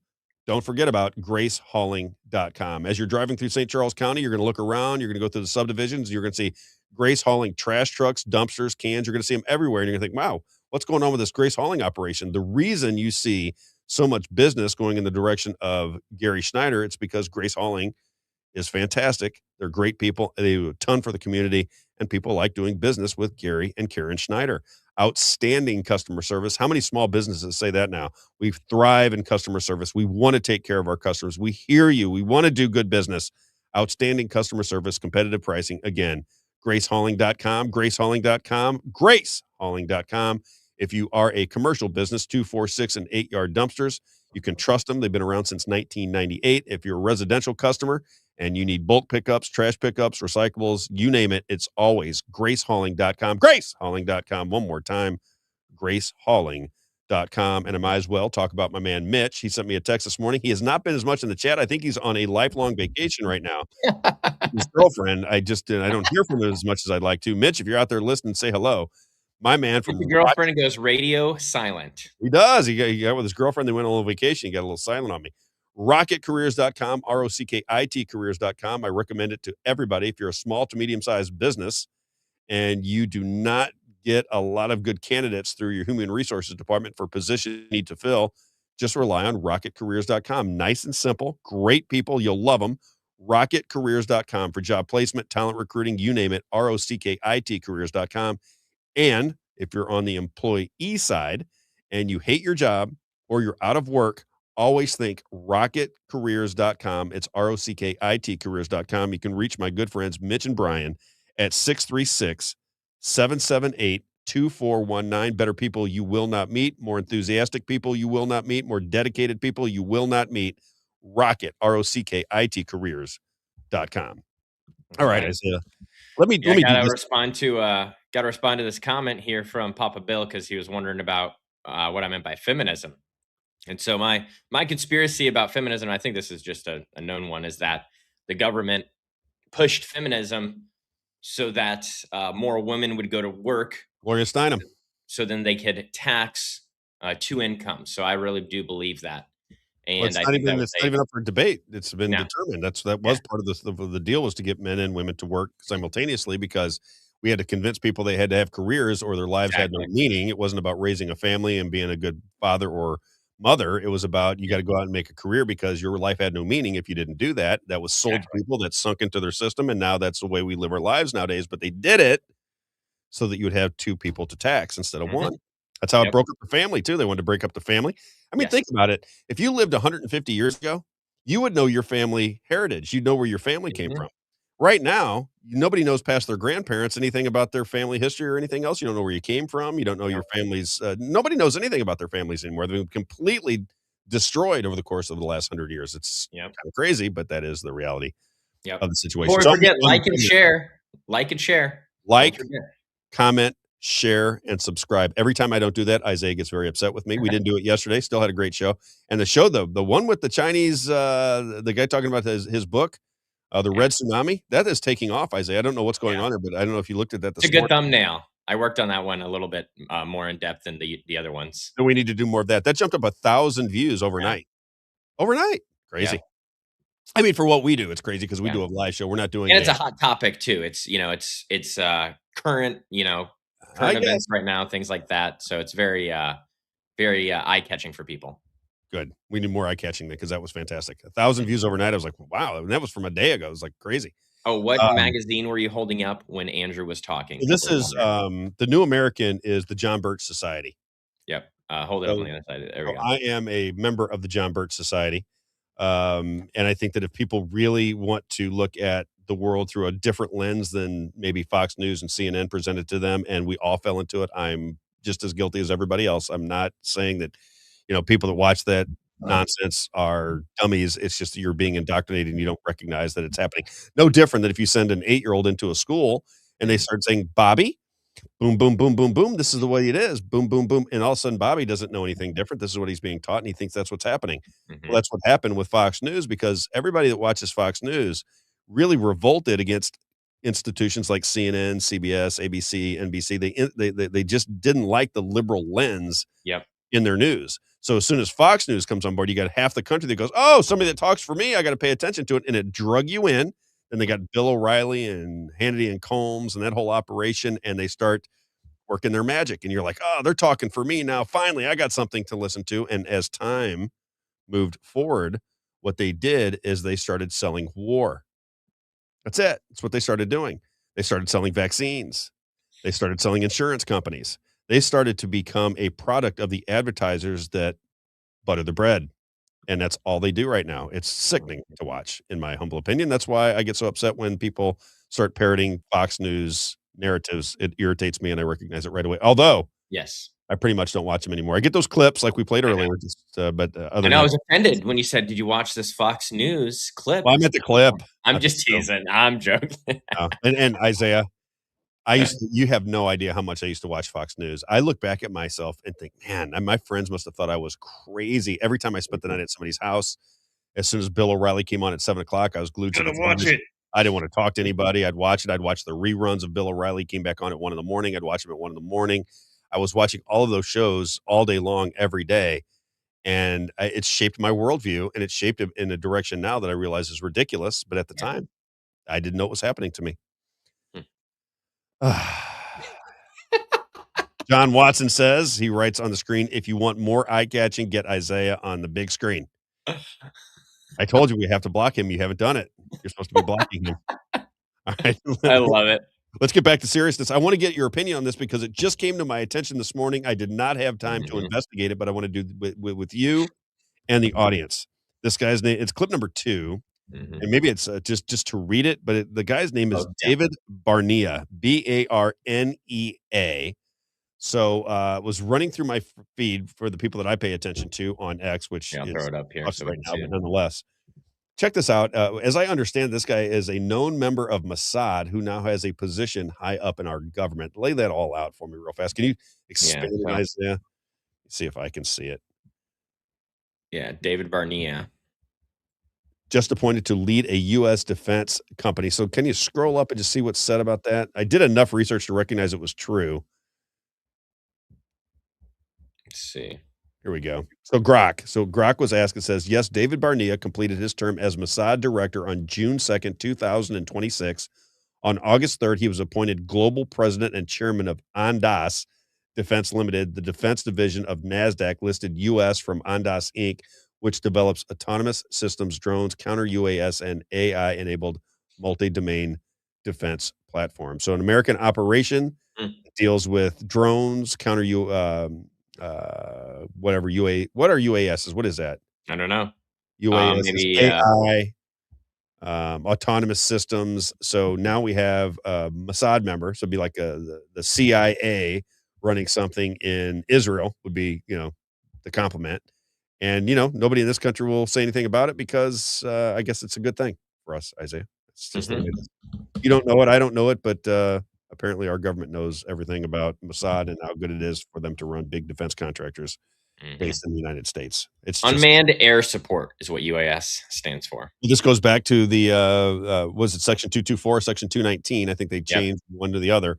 But this is where we merged our military technology and our AI with a great, lovely nation state of Israel, because they're awesome and you have to support Israel at all costs. And if you're not, you're an anti-Semite who doesn't understand good from evil. That's right. Everybody knows this now. Yes. No criticizing Israel. off the table. You can criticize America, your own government, but Let's look up David Barnea. Let's see if you he's better not criticize Benjamin Netanyahu. under any circumstance. Is it Barnea? N-E-A? Barnea? Yeah, yep. Let's see what we can find out about him. Let's see if. Oh yeah, he's in Wikipedia. Yeah, I'll throw it up here. Very handsome character. Looks kind of like Bill Ackman. He went to school here. He was director of Mossad for BB. Director of Mossad now runs an American contracting company that deals with military technology. You can't make it up anymore. It's so blatant and in your face now. It's to the point of absurdity. Wow. And, what is it? Yeah, New York he has technology. He has a Haredi brother. What does that mean? Haredi? Yeah, Haredi. Yeah, like ultra orthodox. So that's what his brother is. Mm-hmm. So it's like the black hats, very, very religious. Mm-hmm. Very interesting. Mm-hmm, mm-hmm. I'm kind of looking through here. Give me 1 second here. Mm-hmm. It's just, is it not strange? Am I the only one that thinks it's strange? I don't know. I guess our audience recognizes it to be a little bit odd, but to have the director of Mossad running American technology businesses that focus on military weapons and AI technology, nobody thinks that's odd. I just think it's so crazy what is happening in this country. Yeah, he's been in the Mossad since 1996. 1996. He's been 30 years. Mm-hmm. 30 years, and then starts working on American technology. Perfect. Yeah, run our technology. It's great. Which leads me to continue to say, imagine if China was doing that, right? Something very strange is happening. You'd think that someone would be, if China was doing it, they'd be like, oh, well, aren't you concerned about a back door maybe in those drones where they can maybe, take remote control of them themselves and override them and take them wherever they want? What if by the off chance they're not our best friend? What just like I say, it's 1 in a million chance they're not our best friends. Let's say it's 1 in 1,000 chance. Great odds that they're our best friend in the world and they're only going to look out for our best interest. But let's say there's a 1 in 1,000th chance that these people are not on the side of America's best interest. Would you potentially put that person in a position of that kind of power to oversee military technology, military contracting? You wouldn't do that. Yeah. But yet we do it and nobody says a word because nobody will know. Nobody will know unless they listen to this right here. They won't even know. Yes, it's our greatest ally. Greatest ally. All right. Let's go to number 10 because I got to get through this today. What do I got? Oh, I got almost an hour left. I got plenty of time. I want to go back. Have one guest today. It helped out. Yeah. I almost wanted no guest today. It was a last minute. I'm like, I should have a guest today. We kind of wanted to go through this whole COVID thing uninterrupted, but I saw that he was with Byron Donalds. I'm like, I want to get his opinion on Byron Donalds. So this is the Trump. What's number 10? I have Trump EO there. Yeah, that's the executive order on vaccines. Okay, let's roll through this Trump executive order on vaccines because my friend Kurt, I don't know if Kurt's listening. He was very excited because Trump. I think he split up these vaccines so you're not taking them all at one time. He's recategorized some as essential. Mm-hmm. Here's my take on it. I don't think any vaccine is essential. Can I say that out loud? Is that okay? Yeah, I don't think that anybody in America have to take a vaccination if they don't want to because I'm different than everybody else. I don't think vaccinations are good for people. How's that? I like them apples. I say, you like apples? I like them apples. I don't think vaccines are good for people. I think they're bad for people. I think that they have been taught to us so hard that we think vaccines are good for us, but I don't know that they are. I think vaccines ultimately cause more problems for people than they supposedly prevent. That's Rob Carter's opinion. I'm 56 years old. I'm not a complete moron. I've been following this for quite some time.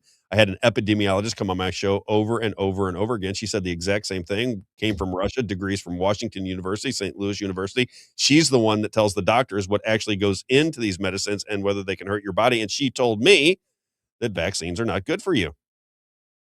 And she's not as smart like Dr. Darth Fauci. But here is Donald Trump. He's starting to make movement and people are getting very excited about it because he's saying, you know what? You don't have to take all the vaccines at one time. I'm doing a great thing for you. I call it a half a loaf of bread. We never get anything done that we really like, but there's Kurt. I am listening and no vax is a good vax. Hey, Kurt, good to see you. Okay, let's see what this Trump EO says. I'd love to get Kurt's opinion because Kurt knows more about it than I do. He's forgot more than I know. Clip number 10. Big one in my book.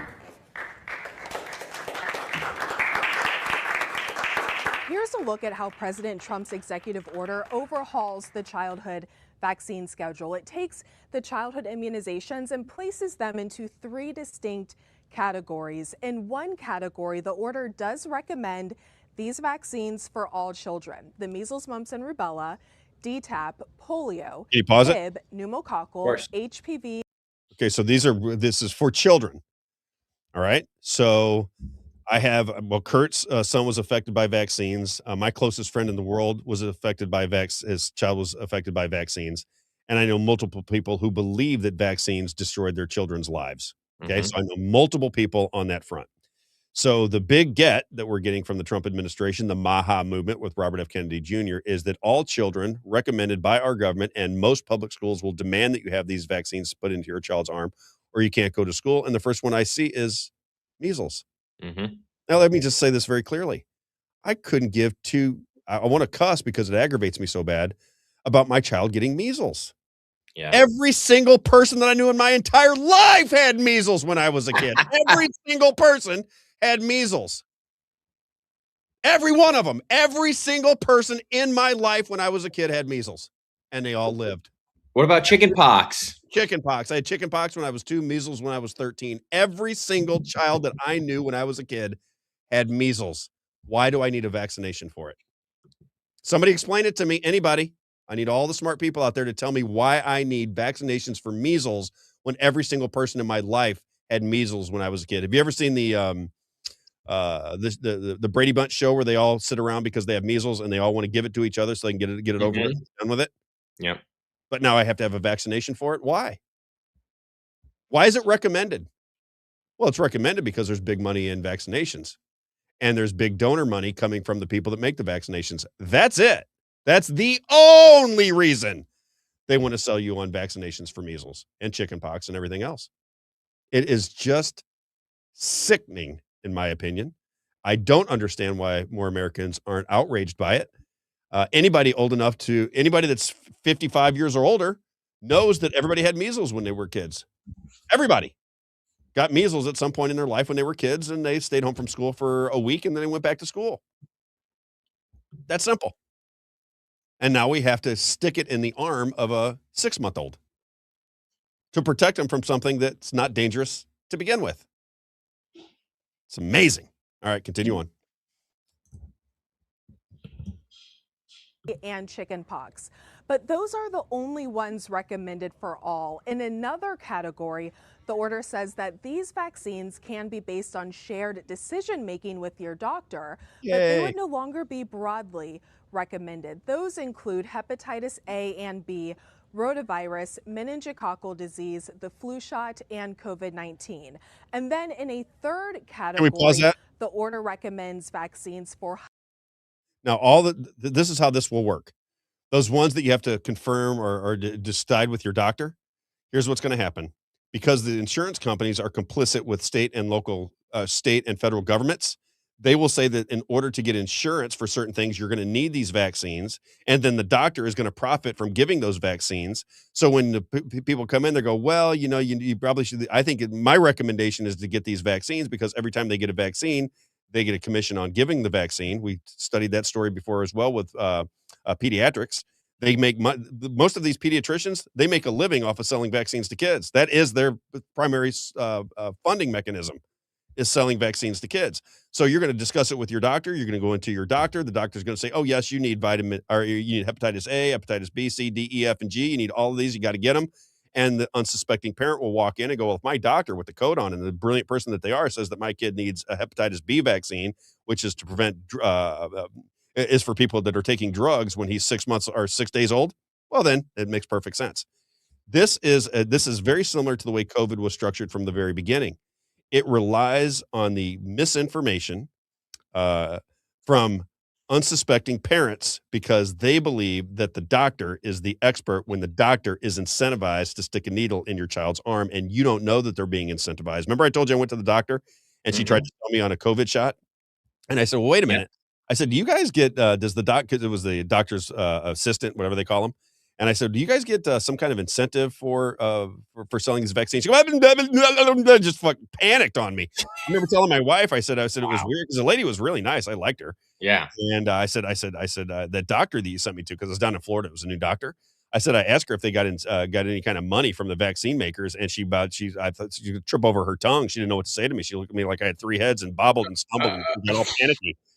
And it's because they do. They get paid to stick needles in your arm.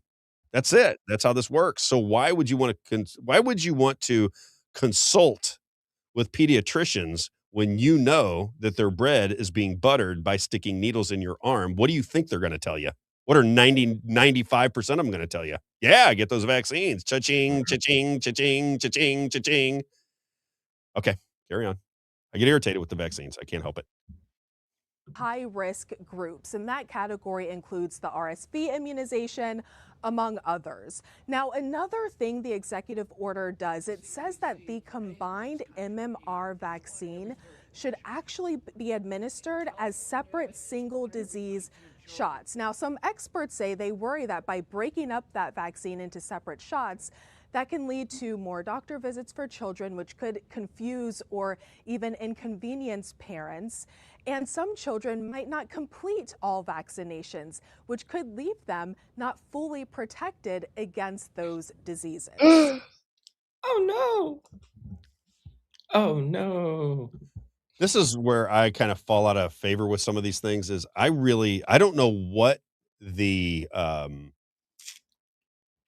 I don't know what the methods would be for a person in power to come out and say that every single man, woman, and child should determine whether they want to get a needle stuck in their arm with any vaccine for their children, and none of them are mandatory.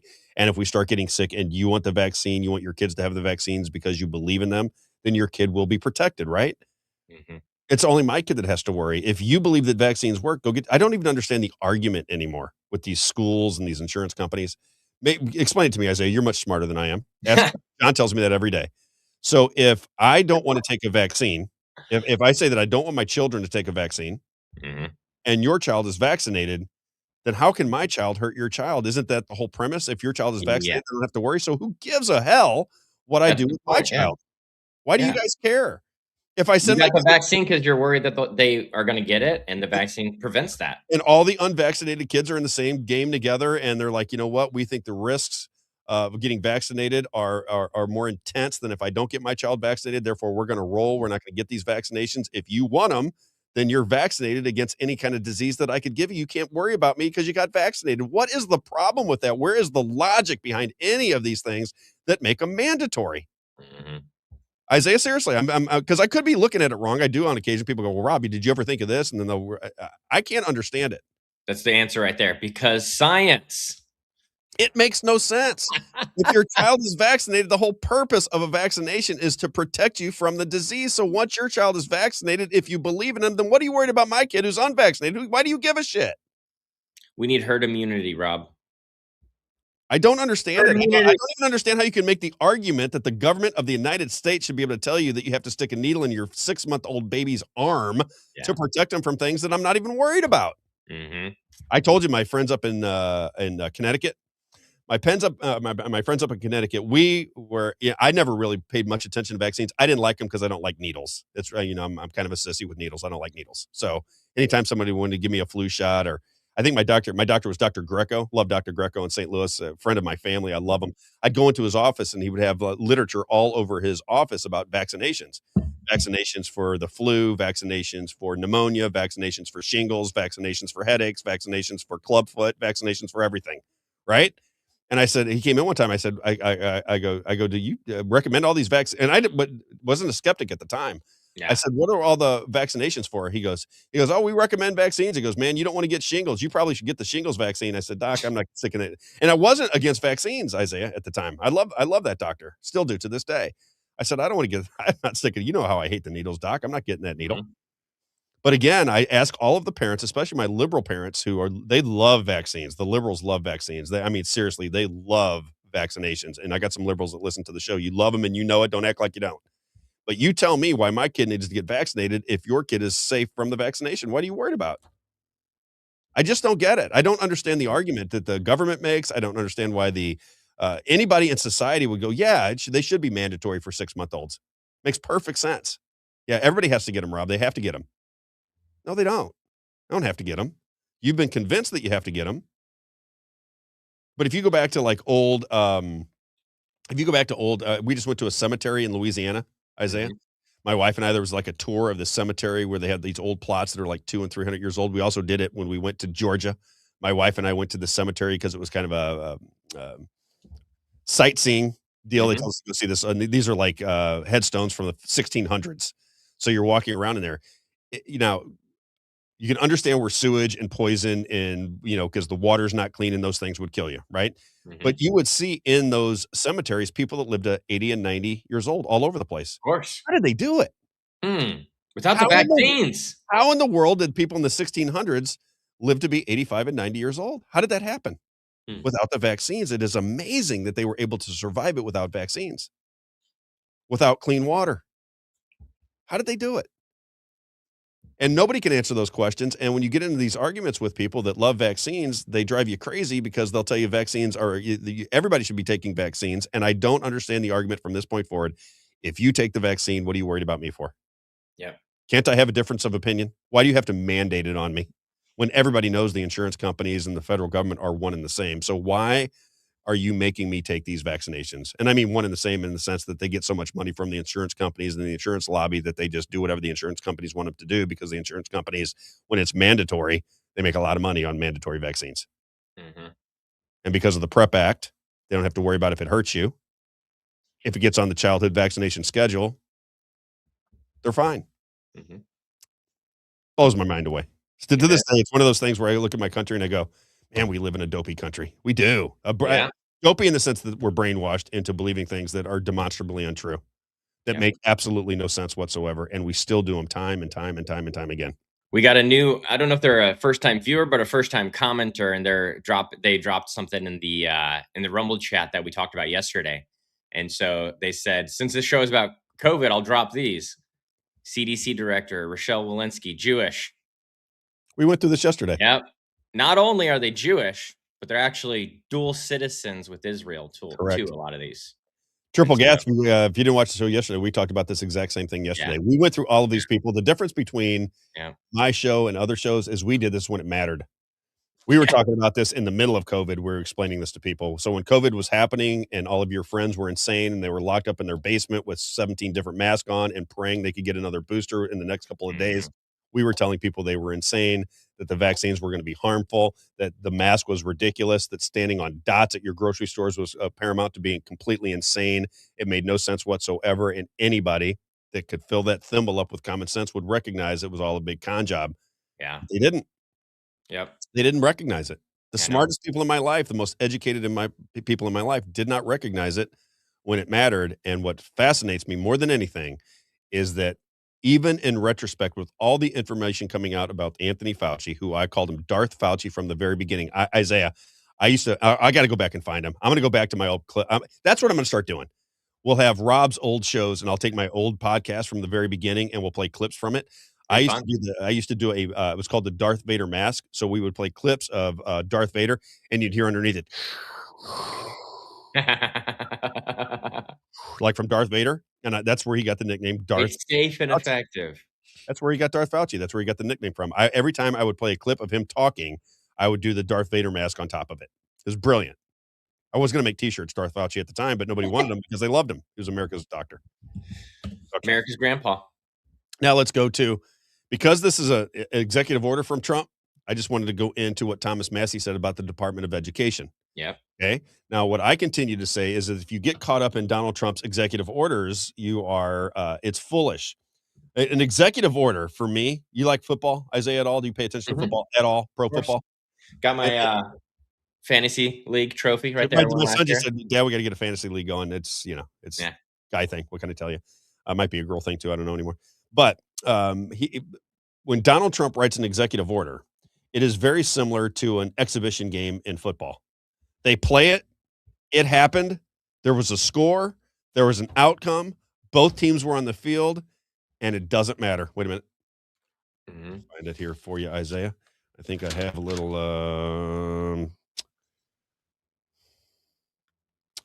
darn it. I know I have it here. Hang on here. There we go. Here it is right here.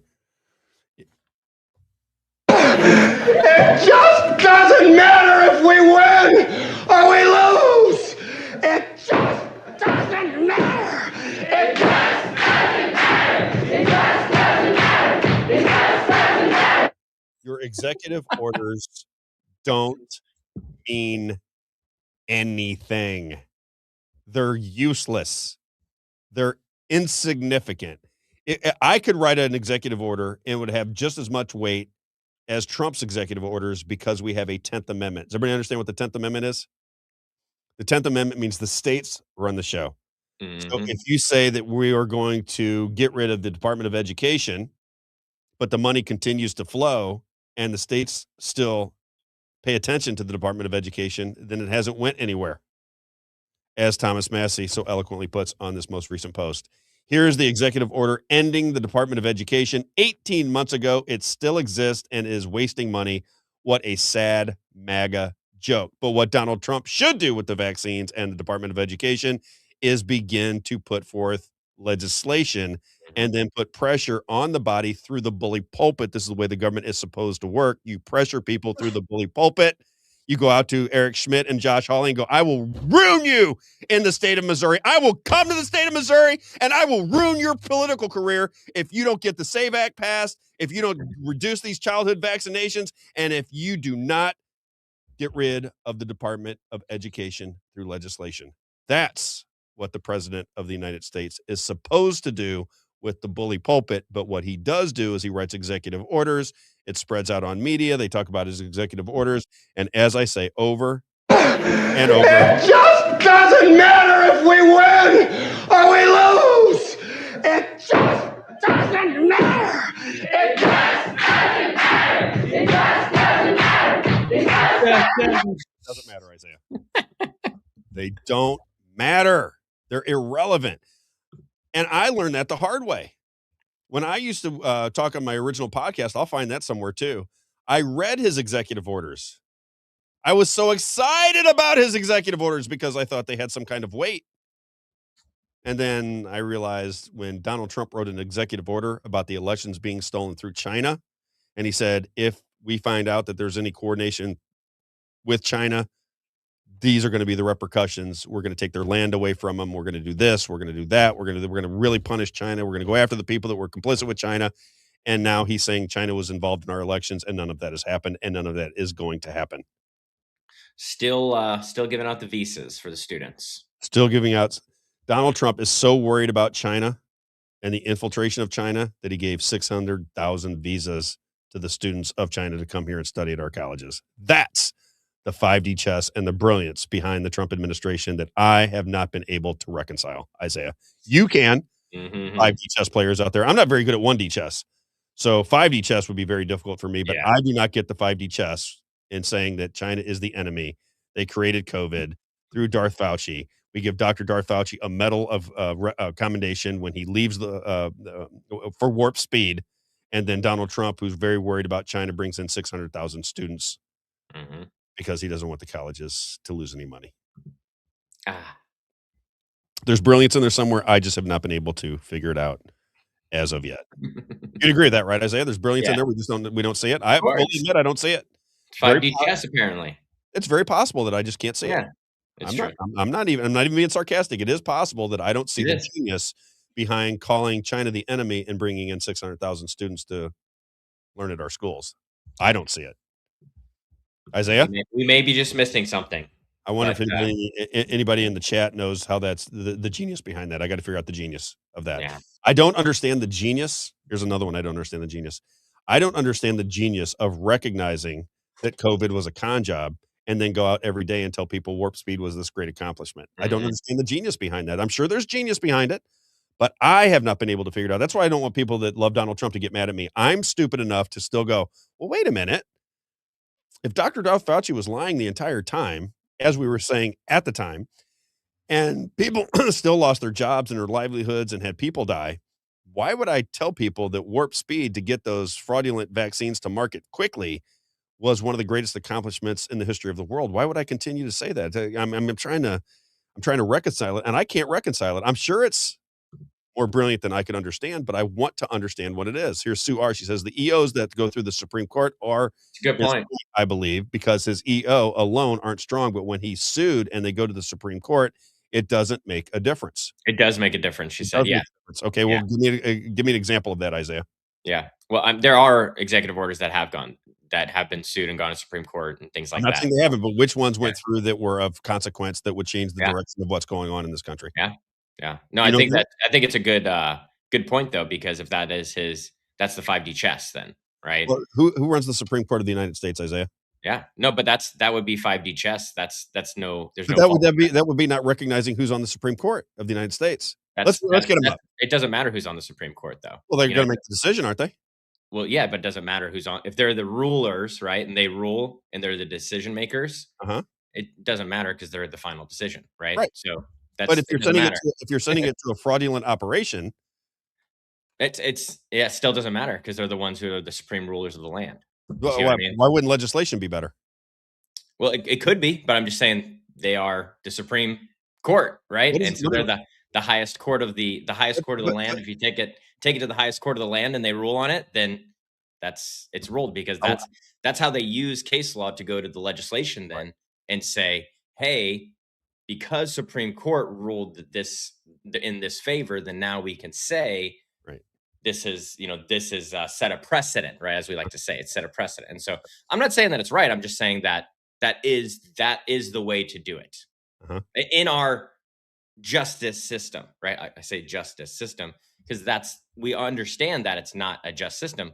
But if you're looking at how the system operates, that would be a smart thing to do. That's my point. Is that if that's how the system operates, then that is a smart thing to do. I'm not saying that that's how the system operates, but it's fraudulent. So let's go to the Supreme Court justice. I got time here. Yeah, we got time. So let's look up, Isaiah, if you don't mind. Let's go to this. All 9 Supreme Court justices. Just pull up who are the Supreme Court justices of the United States of America. Just get all 9 of them. Okay. We'll get their names, and let's just start with the first one on the list, and let's go to Wikipedia and let's look at them. Clarence Thomas. Let's go to Clarence Thomas from Yale. Yeah. Let's find out where he went to school. I already know, but let's take a look at it. I think you're missing the point. I'm not missing the point. No, I think you are. It's okay. I'm not missing the point at all. You're saying within this system, they're the final decider. Yes. They're not the final decider. They're 1/3 of the government. The decider is legislation. And the only way to get legislators to move is through the bully pulpit. That is the way this government is designed. Well, the House of Representatives. What do they use in legislation, though, Rob? What do they use in legislation? They could use whatever they want. They just make laws. To set up, to argue legislation and to argue laws in courts, they use things that are set with precedent from the Supreme Court. And so that's. Well, you don't need it. Well, no, I'm saying that's the system, Rob. You're not understanding. You're trying to look outside the system and say, I'm saying the system protects I itself. exist outside. I want to exist outside the system, and I want to exist out here. But if you look inside the system and you say, "Hey, this is just how it works," right? Then that's it. But I would never see it that way because I see the system as being self-contained to protect itself. And I think if Donald Trump hasn't recognized that at this point, then we need a new president. And I'm going to make my point to you. No, that's the system, though, right? Do we agree? Did Donald Trump say that the Republican Party was a fraudulent party back in the day? He said, he went through the Bushes, the Obamas, the Clintons, and basically went off on all the Jeb Bushes of the world. Who do you think put the Supreme Court justices in there? Yes, but that doesn't matter, Rob. That doesn't matter. If Biden put them in there and they ruled, then that's the law. That's my point. So it doesn't matter. The legislature, that's an the legislature makes law. It just has to be constitutional. Yes, but that's what I'm saying. Is like your point is irrelevant. It's not unconstitutional to tell people they don't have to stick needles in their arm. There's no constitution. And no, Ben Franklin didn't go, you know what? At some point, they're going to want to stick needles in your arm, and you must put those needles in your arm. So legislation is more powerful than the Supreme Court because you can have 2/3 vote by the states to overrule the Supreme Court, or because that is closest to the people. What I continue to say is the best way to get things done in America, and I've been arguing about this with Donald Trump supporters for a long time now, The best way to get things done is to put pressure on the system to do what Donald Trump wants them to do and to go to the states and fight for it Yeah. and to tell these imbeciles in our Yes. Senate and in our House that if you don't fall in line with the SAVE Act, then I am going to crucify you in your hometown. I'm going, just like he did with, did he crucify Massey? Yeah. No. crucified Massey. Anyone who's gonna say anything against it, right? He's gonna. Yeah, why can't he crucify anybody that says, you know what, we should get electronic voting systems out of our elections. We should not have 17 different months to vote in, right? We should not have mail-in ballots. We should not have elections that nobody has any confidence in them. Here's what I would like to do. Boom, boom, boom, boom, boom, and then go to the states and sell it and say, wait a minute, all you Republican governors that are drafting off of me, if this isn't the way you run your elections in your state, I'm coming after you, Mike Kehoe. I'm coming after you, Denny Hoskins, because you guys ride my coattails for everything. I am going to kick your ass from the bully pulpit in your state if you do not get your elections under control. I would do the same thing with COVID. I'd say, wait a minute, you guys, Dr. Darth Fauci came into my office, said I had to close down the entire society. Everybody had to get vaccinated. Everybody had to wear the mask. We had to shut down all the small businesses and leave Target, Walmart, Best Buy, and what else? Walmart open. Had to leave all those open. Walmart and Target. Now Number the one. information seems that it may not be exactly accurate the way it was described to me after millions of people have died and have lost their jobs and their families and their friendships and everything else. Now that I recognize that, what I'm thinking is maybe your organization is a little bit fraudulent and maybe these insurance companies and maybe these pharmaceutical companies are aligned with the institutions in our government. Therefore, as president of the United States, what I'm going to do is I'm going to go state by state by state and say, listen, you should never have to stick a needle in your arm by mandate from our government. And what I want every state to say is that we will never, ever tell our people that they have to get vaccinated by mandate from a central government. That cannot happen. We have the freedom to control our bodies, and that is not going to happen in the Trump administration. And if you disagree with me, Eric Schmidt or Josh Hawley, I'm coming after your ass. Ann Wagner, you want to play games with me? I'll go right into St. Louis County, and I will work against you on everything that you want to do. I will endorse your opponents because we are not going to have this anymore. And I will go through every issue that is destroying our country. She's the And I will go darling into of the the Trump states, administration, though. just like he did when he was rallying everybody. If you say that he can't do it, he certainly did it when he was rallying. What state didn't he go to when he was rallying to make him president? You do the same thing. You go to the states and you start kicking ass. And he doesn't do that. And the reason I don't understand it is because we're not getting anything done at this particular point in time. And if you go to the Supreme Court of the United States, and I did this many years ago, 8 of the 9 Supreme Court justices go to our club schools. Yale, Harvard, Columbia, Johns Hopkins. They are a part of the system. They are just as part of the CIA as Jeffrey Epstein was. Those presidents didn't put people on the Supreme Court that they didn't understand what the game is. The system is a protection racket. The only way to break through the protection racket is to go to the people. Who represents the people? The House of Representatives. You go into the states to the House reps and you bust their balls until they do the things that you want. And if they're going to ride your coattails like all the Republicans do in the Republican Party right now, they ride Donald Trump's coattails, you put pressure on them. That's why they call it the bully pulpit. That's what it's for. Donald Trump doesn't do it. The only thing Donald Trump uses the bully pulpit for is anybody that says something negative against him. If they say they don't like his hair or they think that his son is a dipshit, then he comes after him. But for the things that we voted for, which was no more wars, no more vaccinations, accountability, those things, closed borders, those things that we fought for, he's not in the states whipping people's asses apart. He has not done that. One of my biggest arguments with people is he does not do that. You can love him all you want, but he has not used his bully pulpit to get the things that we want done.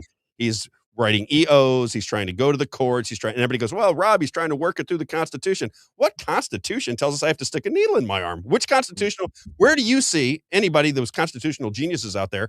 Where do people see in the Constitution that I should have to stick a needle in my 6-month-old baby's arm in order to send him to school? Where do you see that in the Constitution? What you'll see in the Constitution is the exact opposite of that.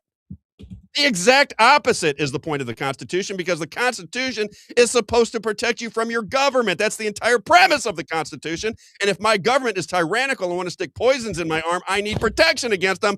I don't need the government and the Supreme Court to tell me that I'm wrong. Because anybody, again, get that thimble out. if you get the thimble out and the common sense overflows it, you recognize that there is no way in the world that a central government should tell you that you have to stick a needle in your baby's arm in order for them to survive in this life and go to school. It's ridiculous. Sorry for the breakdown. I get where you're coming from. I get where No, you're I think you just coming from. completely missed her point, though. It's okay. Well, explain the point. I might have. No, it's okay. You don't understand it, and I don't think you will understand it. What am I missing, though? Explain it. Even if I don't get it, I want the audience okay. to know where I'm going wrong. We already did. It's okay. we already explained it. You didn't understand it. She's saying you need to set precedent for these laws, and you don't. You need to set precedent for these laws. That's how you don't You understand. but you don't need to.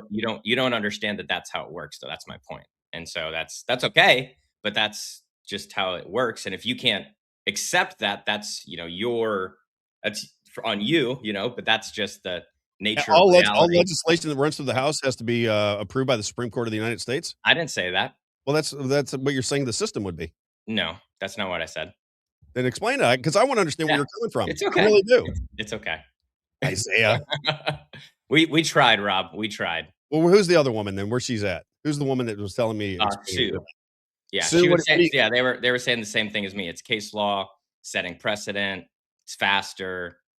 And so I understand. I think everyone understands that the system doesn't work, but to understand, you have to step outside from your viewpoint, though, Rob, and you have to understand that.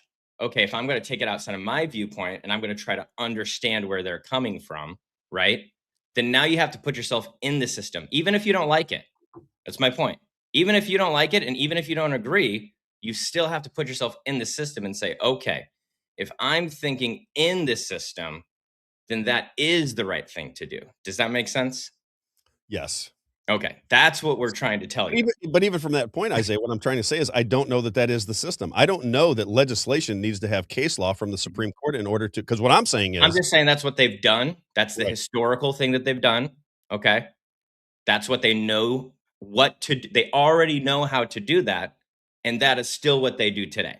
I'm not saying that's a good system. So you're saying that that is what it is. Let me see what Sue has to say. So you're saying the system would be an executive order gets taken to the Supreme Court, and whatever they decide, then the legislature would use that case law in order to make law moving forward. Or any court case, even. Or any court case. Yeah, any court case. They're going to use that as precedent for case law to say, hey, the Supreme Court already ruled on this, and this is what they found, right? All right, I'm not saying that the system's good, and I don't think Sue's saying that the system's good. I'm just saying if you got to take yourself outside of our viewpoint of saying that we know that the system's broken, and then you got to insert yourself into someone who thinks that the system does work. And that's what Sue is saying there. You see what I'm saying? That's what I'm saying is like you were missing the point there. If I were chief White House counsel for Donald Trump, and that was his methodology was to put forth an executive order and get it into the Supreme Court. If that's the methodology, I would go to the president of the United States and I would go, that's a really good idea. Maybe we should try that. But I want you to think about this, Mr. Trump. Do you think the election was stolen from you in 2020? And he'll go, absolutely. There's no way that moron got 81 million votes. There's no way. And I would say, well, the Chinese students in. No, then I would go, well, then why didn't the Supreme Court of the United States take the case on?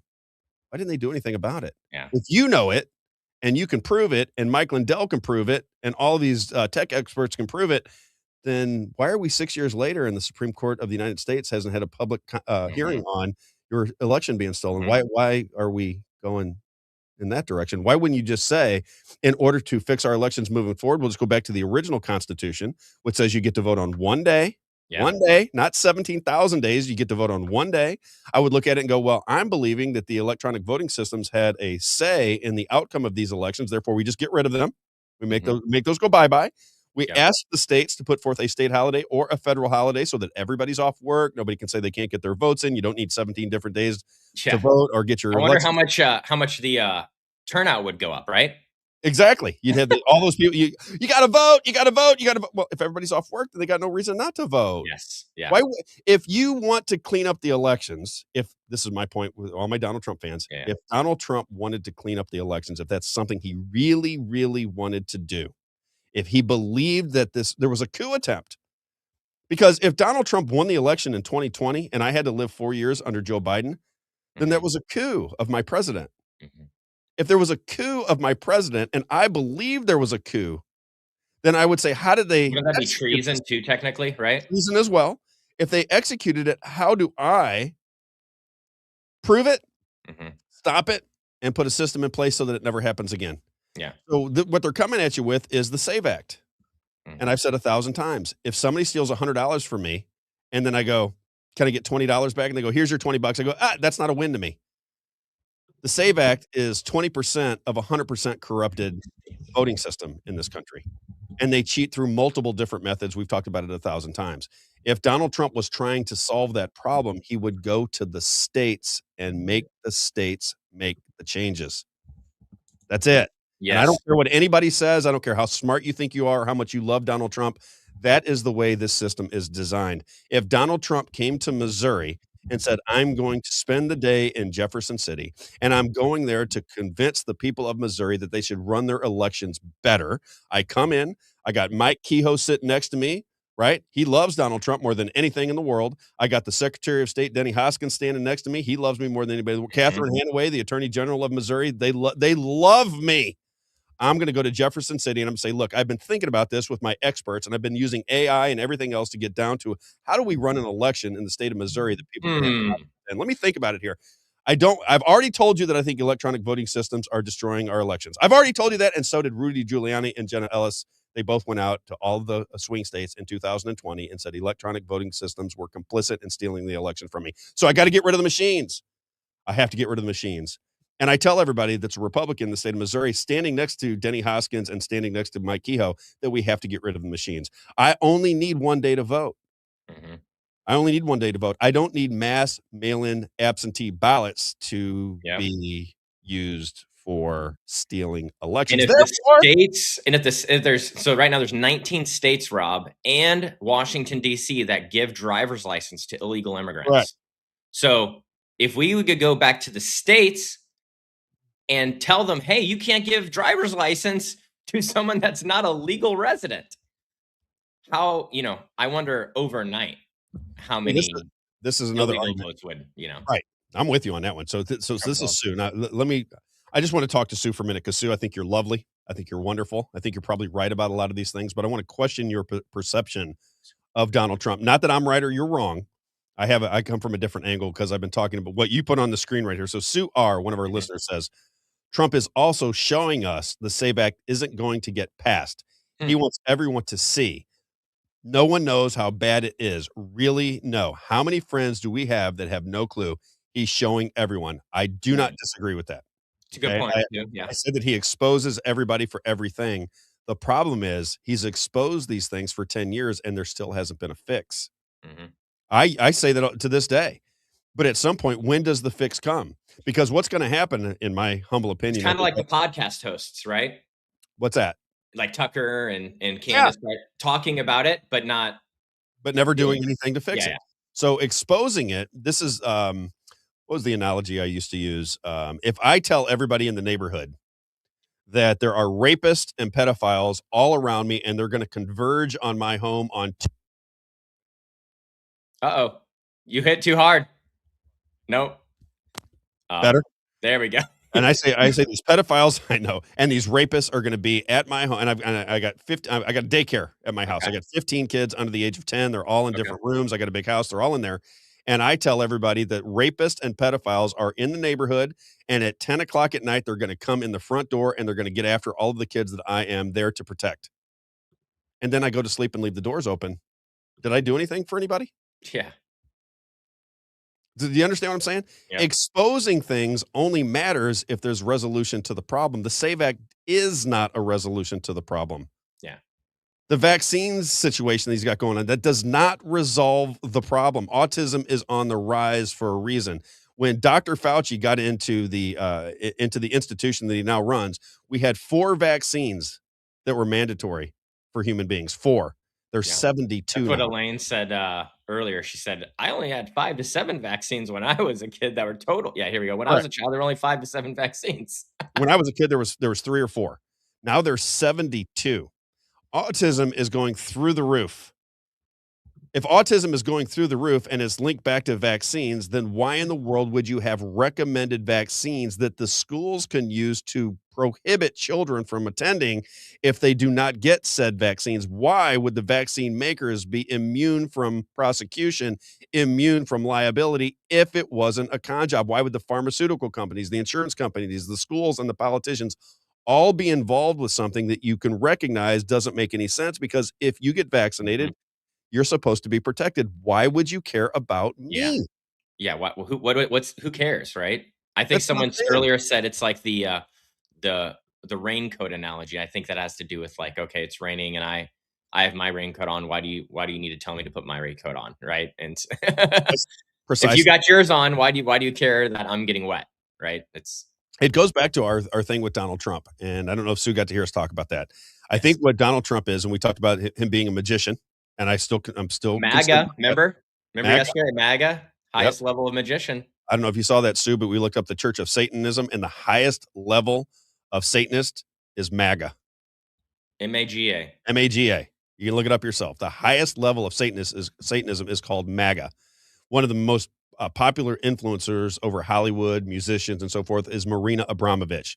She does an interview where she says, Donald Trump, we love Donald Trump. He is the top magician.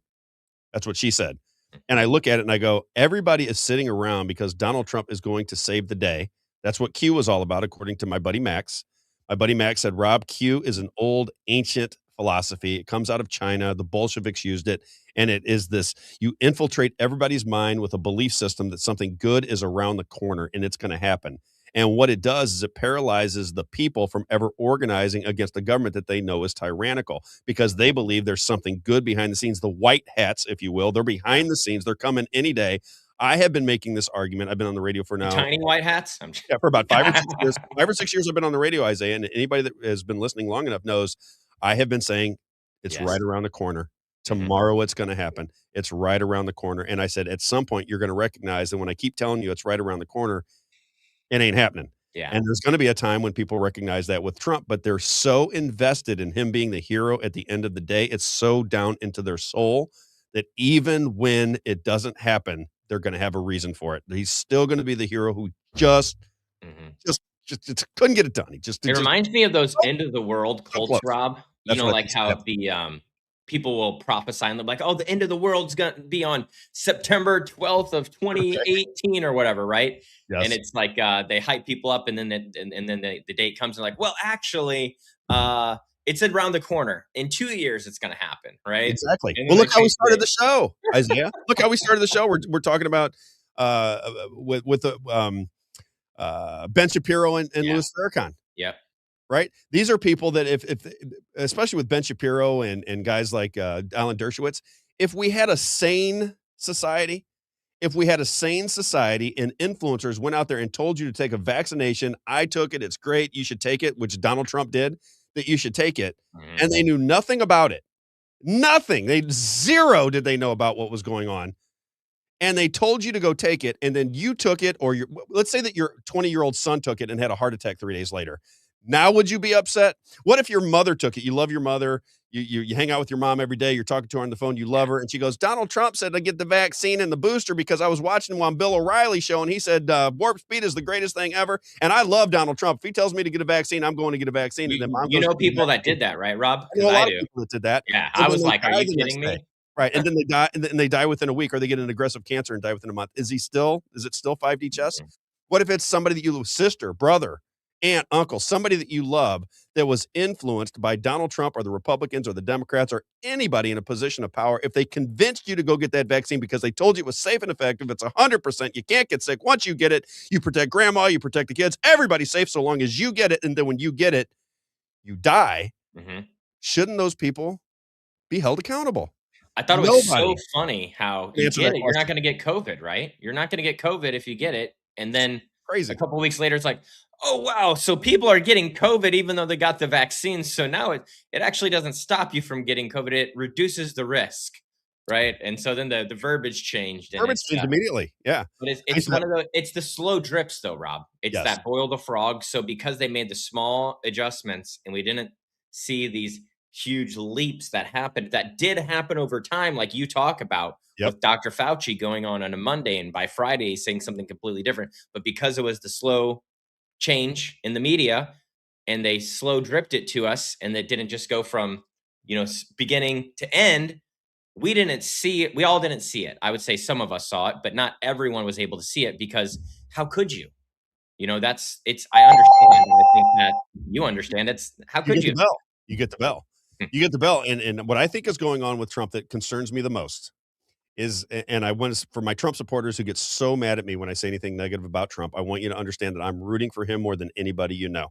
Yeah. I am so rooting for Donald Trump to be a successful president, to rearrange our government so that it works for the people again.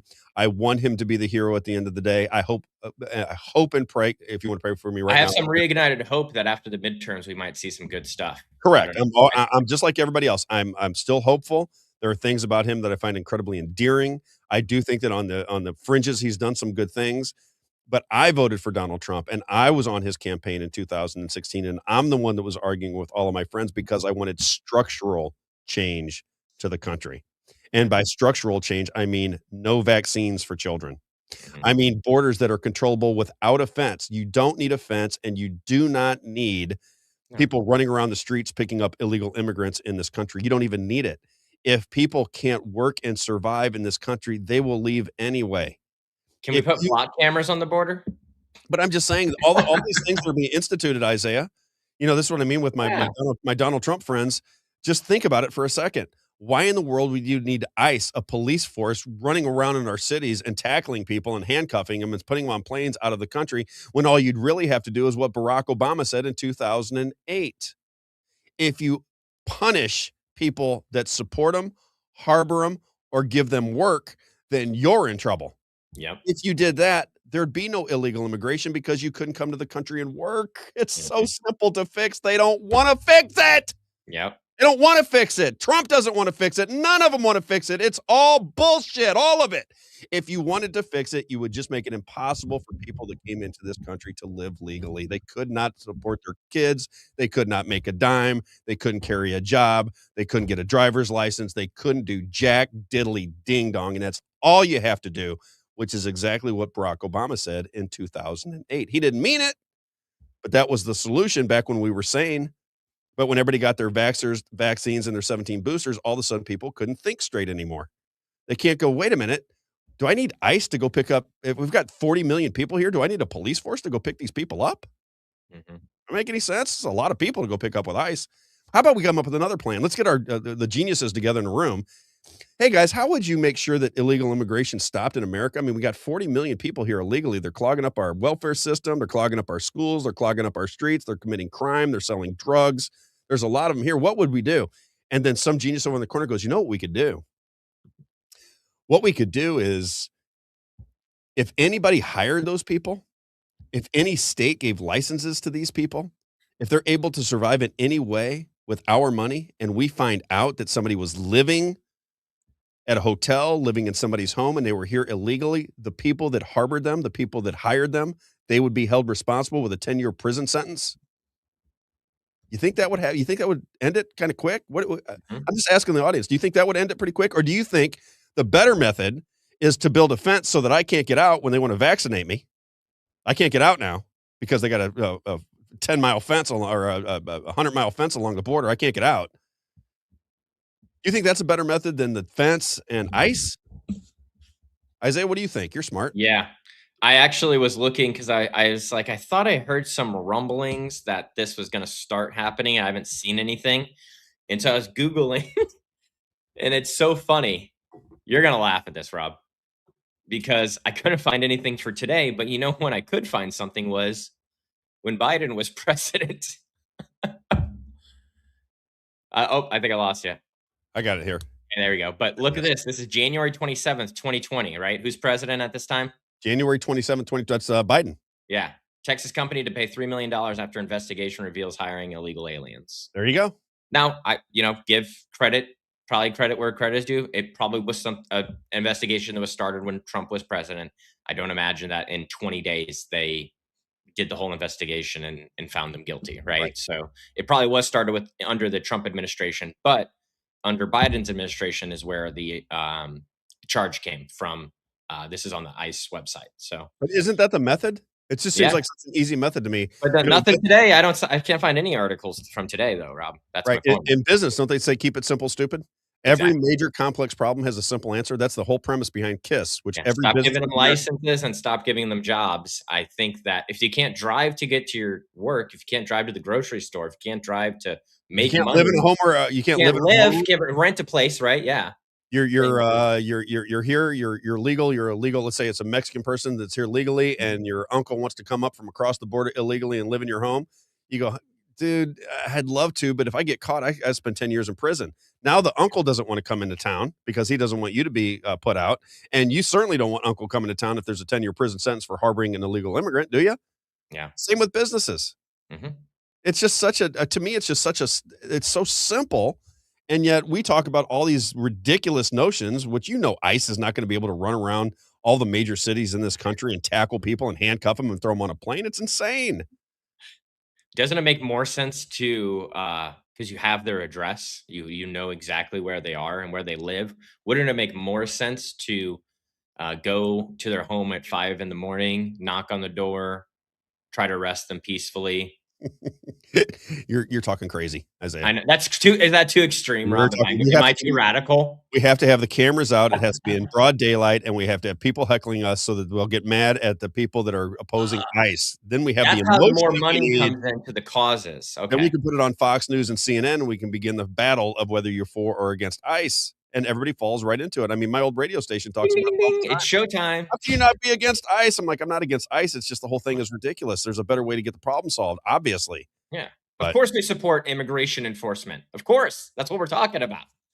We support immigration enforcement. We're just saying this may not be the most effective way of immigration enforcement. It's like the pro Amendment 5 people here in Missouri, and they're just like, oh, you don't want to eliminate income tax then, do you? What? No. Did I ever say that? I did not say that. Remember how they use the it's like, no one ever said that. We just said this is not the way to do it. This is why I struggle with the Trump thing. I know it's not it's probably the biggest deficit in my entire show is I know most people that follow me for a long time, they're big Donald Trump fans because that's where I started. Yeah. But man, I still think he has some time to wrap up this. I do too, but man, it's so hard though to look from the outside in and look at the people that are around him. That's what I've always pointed to, Rob, is the people that are around him, because as the president, you got to think, I don't think Trump's like this political savant genius, right? They do. I know, but you think he's a businessman. That's what I understand him as a businessman. And so if you're a businessman coming into the political world, and you may have some understanding, but you're not a politician yet. So once you get in, you're going to get some things revealed to you, I feel like. I just feel that's how do we have sanctuary states? This is my argument here again. Yeah, exactly. How do we have sanctuary states? How is it legal? It's not. Because there are federal laws. There's a reason for a federal government. One of them is to control the borders, regulate commerce, control the borders. Yeah, exactly. That's it. That's the original Constitution. That's what if you go back to the original argument with the Federalists, that's the only thing the federal government was there to do: regulate commerce and control the borders. And then you had labs of freedom that were called the states. Over time, what has happened is now we're watching Fox News, which is all national news for the most part, or CNN. So we look at our entire society through a lens of the federal government. Yep. They don't have this power that we give them. They don't have the power to determine what education we give our kids. They don't have that power. They don't have the power to tell the states that their kids have to get vaccinations in order to go to school. They don't have that power. They took that power and we gave them that power, and we're not taking it back. And it's insane to me that we allow our federal government to have so much power. It's just bananas. Look at the state of Missouri. If you don't know, half of our budget through COVID protocols, right? That's where they got this money, was through COVID and the CARES Act. Now the states are completely reliant upon federal money, which we asked Thomas Massey about. He said, well, they're addicted to it now. Now you can't run the state without the federal money. So if the federal government wants you to have vaccines for your schools and you're not going to get the money unless you do it, how many times did Donald Trump said, if you don't do this, we're going to withhold money? And what did Thomas Massey say would happen if the CARES Act did pass? He said they're taking away our republic. That's exactly what he said. He said, if our republic is going to die, people should have to come in and vote on it. And he was talking about the CARES Act. And why would the republic die? Well, the republic would die because the CARES Act was structured in a manner that all of the states would get this COVID money. He knew that politicians would immediately go, how do we buy some votes with this newfound money we got from the federal government? We'll give them free health care. We'll give them this. We'll expand the education. We'll build this. We'll get the bridges. They'll start doing everything they can with this money. And then the only way to get the money moving forward is to lick the boots of the federal government. Man, kiss the ring. Kiss the ring. That's right. Ding, ding, ding, ding. Right on, Sue. I know. Yeah, Sue's like, exactly. My biggest problem that I have with myself, and this is the biggest criticism I give of myself when I'm in my room in the dark thinking to myself, is that I'm too hard on the Donald Trump thing because I know it turns people off. But I just got to tell you, I hope that people do not have that feeling deep down in their soul that Donald Trump is the good guy and not to worry about it because Donald Trump is the good guy. You may be right. You may be right. All I'm saying is, in this society where freedom and liberty is the goal of every man, woman, and child in this country, you've got to be involved in the solutions. You cannot allow one man, this mysterious guy that you've never met, you know nothing about, you saw him on The Apprentice, you watched him grow up on all of his television shows and the like, but you don't know him. You don't know anything about other than the public. Did you like O.J. Simpson before he tried to cut his wife's head off? I did. I loved him. Right. Did you like him? I liked him. And then he tried to decapitate his wife. And then I thought, well, he's probably not as nice a guy as he seems like on television. I don't know. These are carefully crafted images that we have of these people, and everybody falls for it. So what I say is, if you want to have a government that protects civil liberties of all of us, and you want your kids and your grandkids to be in a free society where they're free to walk outside, to go outside, not have to put masks on their face and stick needles in their arms. If you want that society, then you have got to get involved, and you can't rely upon Donald Trump. You tell Donald Trump what you want. You tell him what you want. When you go accountable that the energy prices aren't cut in half. Absolutely. You go and you tell these people what you want. Again, fascinating, Isaiah. We'll bring it up. Isaiah and I went down to Washington, D.C. together to interview Thomas Massey and the USS Liberty vets. And there weren't more than 5 or 6 people in the media walking the hallways. Just think about that. The most powerful mile in the entire world has no citizens there to talk to their reps, no media there to talk to their reps.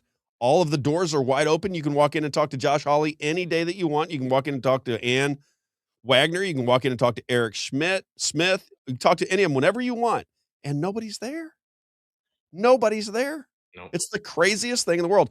Our country does not even understand the power that they have over their government because they don't exercise it. I've said 1,000 times, and I'll say it again to the people from MMTLP. This is 65,000 investors who say they were defrauded by FINRA, and that the politicians and the government did not come to their defense. And they later learned out that it certainly appears that a lot of these government officials are making a lot of money off the system the way that it is. That's why they don't do anything with FINRA or the SEC, because they're all getting rich at your expense. And I said to those people, instead of doing space calls where you have 300 people, why don't you get 300 people to go to Washington, D.C. for 2 days and walk around those halls and get it on video and tell your story in a big way so you draw attention to it? So the pressure to go, well, wait a minute. You mean to tell me FINRA ripped these people off and FINRA's a private organization? I didn't know that, honey. Did you know that? Because that's what will happen. I didn't know that. Now I do, but I didn't know it then. I didn't know that FINRA was made up of broker-dealers, and the broker-dealers are the ones that are short-selling, so they have the fox guarding the hen house. I didn't know that. Yeah. Yeah, and all you got to do is get with some congressmen that are going to support you. It's not like all of them are going to support them, but if you can get 2 or 3, then guess what they can do? They can call a press conference, and they can get all of you behind them with your signs, Justice for MMTLP or something, and then it'd be on Fox News and Newsmax then. They need to feel pressure. 1, 2, 3, 4, pressure. Name that song. Isaiah, you know who sings that song? No. You don't know Billy Joel Pressure? No. I know Under Pressure. That's David Bowie. It's a good one. Let's get the advertising in, and then can I get a little election stuff in, and then we'll be done for the day? We went 4 hours yesterday. When you leave me and I've got Rick Babbitt's, I just sit there and watch Rick Babbitt's talk for an hour. Craziest thing in the world. Oh, man, I'm mesmerized by the guy. That's right. awesome. Before you go into that, go ahead. Before you go into that, because I do have to run. We're open now. We're Okay. about to be open in our office here soon. But I just wanted to throw this at your way because I just saw this come Queen, up. John Grady said it's not David Bowie, it's Queen. You're right, John. Queen. And he said you guys are horrible. He's right. That's terrible. I should not We're terrible. Who are? Sorry, John. So apparently, since we were talking about suing, we're talking about suing and all these different things. Is President Trump is getting sued over his Truth Social plan now. So you remember that plan? He said he's allowing people to have early access to his Truth Social posts. Yeah. So now he's getting sued over it. By who? Yeah. So it's two media groups. Which ones does it say? Plan to say, yeah, I think it says down here. The Intercept Media, and then the Press Foundation. I don't know either one of those organizations. No. Okay. I know the Press Foundation. I don't know the Intercept Media. I do know the Press Foundation. But yeah, very interesting. I'm surprised to see someone's actually taking action, but it's it was sketchy to hear that he's setting that up. I don't know how it's legal. That's what I'm saying. Again, for my Donald Trump fans, explain that. You should be able to explain this to us. If Donald Trump says we're going to charge you $100,000 for you to get my tweets 30 seconds before everybody else, just replace Trump with Biden, right? That's all you got to do. It's Biden. I'm going to put something out onto social media, and you're going to pay me $100,000 to get my messages out to the public 1 minute in advance, so that you can make stock determinations. So you can go to the market and go, he says the war is over with Iran. Gas prices are going to go down. Let's go make a bet in the marketplace. So you have to pay $100,000 to get that information. Does that seem like that makes any sense to you? Yeah. Why would you, Isaiah, pay Donald Trump $100,000 to get his Truth Social comments 60 seconds in advance? To make some big bucks. But why don't Donald Trump supporters go, yeah, well, that seems like a bunch of bullshit. What are we doing around here? I said it 3 times today. I got to stop. I know, but that's what we're saying though, right? We're technically Trump supporters, right? Exactly. But why no pushback? Why is everything just, it's like, did you see Tucker Carlson talking about this the other day? Which one? He said, and by the way, Pressure was Billy Joel, you guys, because I know Kevin Gosh is a music guy too, the Magic Man. I was wrong with Queen. He's right. It was Queen. Under Pressure. That's Queen. But the other one, Pressure, was Billy Joel. So I did get one right. I missed the second one. So I'm 50%. It's not terrible. It's embarrassing that I didn't remember Queen. I don't know why I said David Bowie, but it is what it is.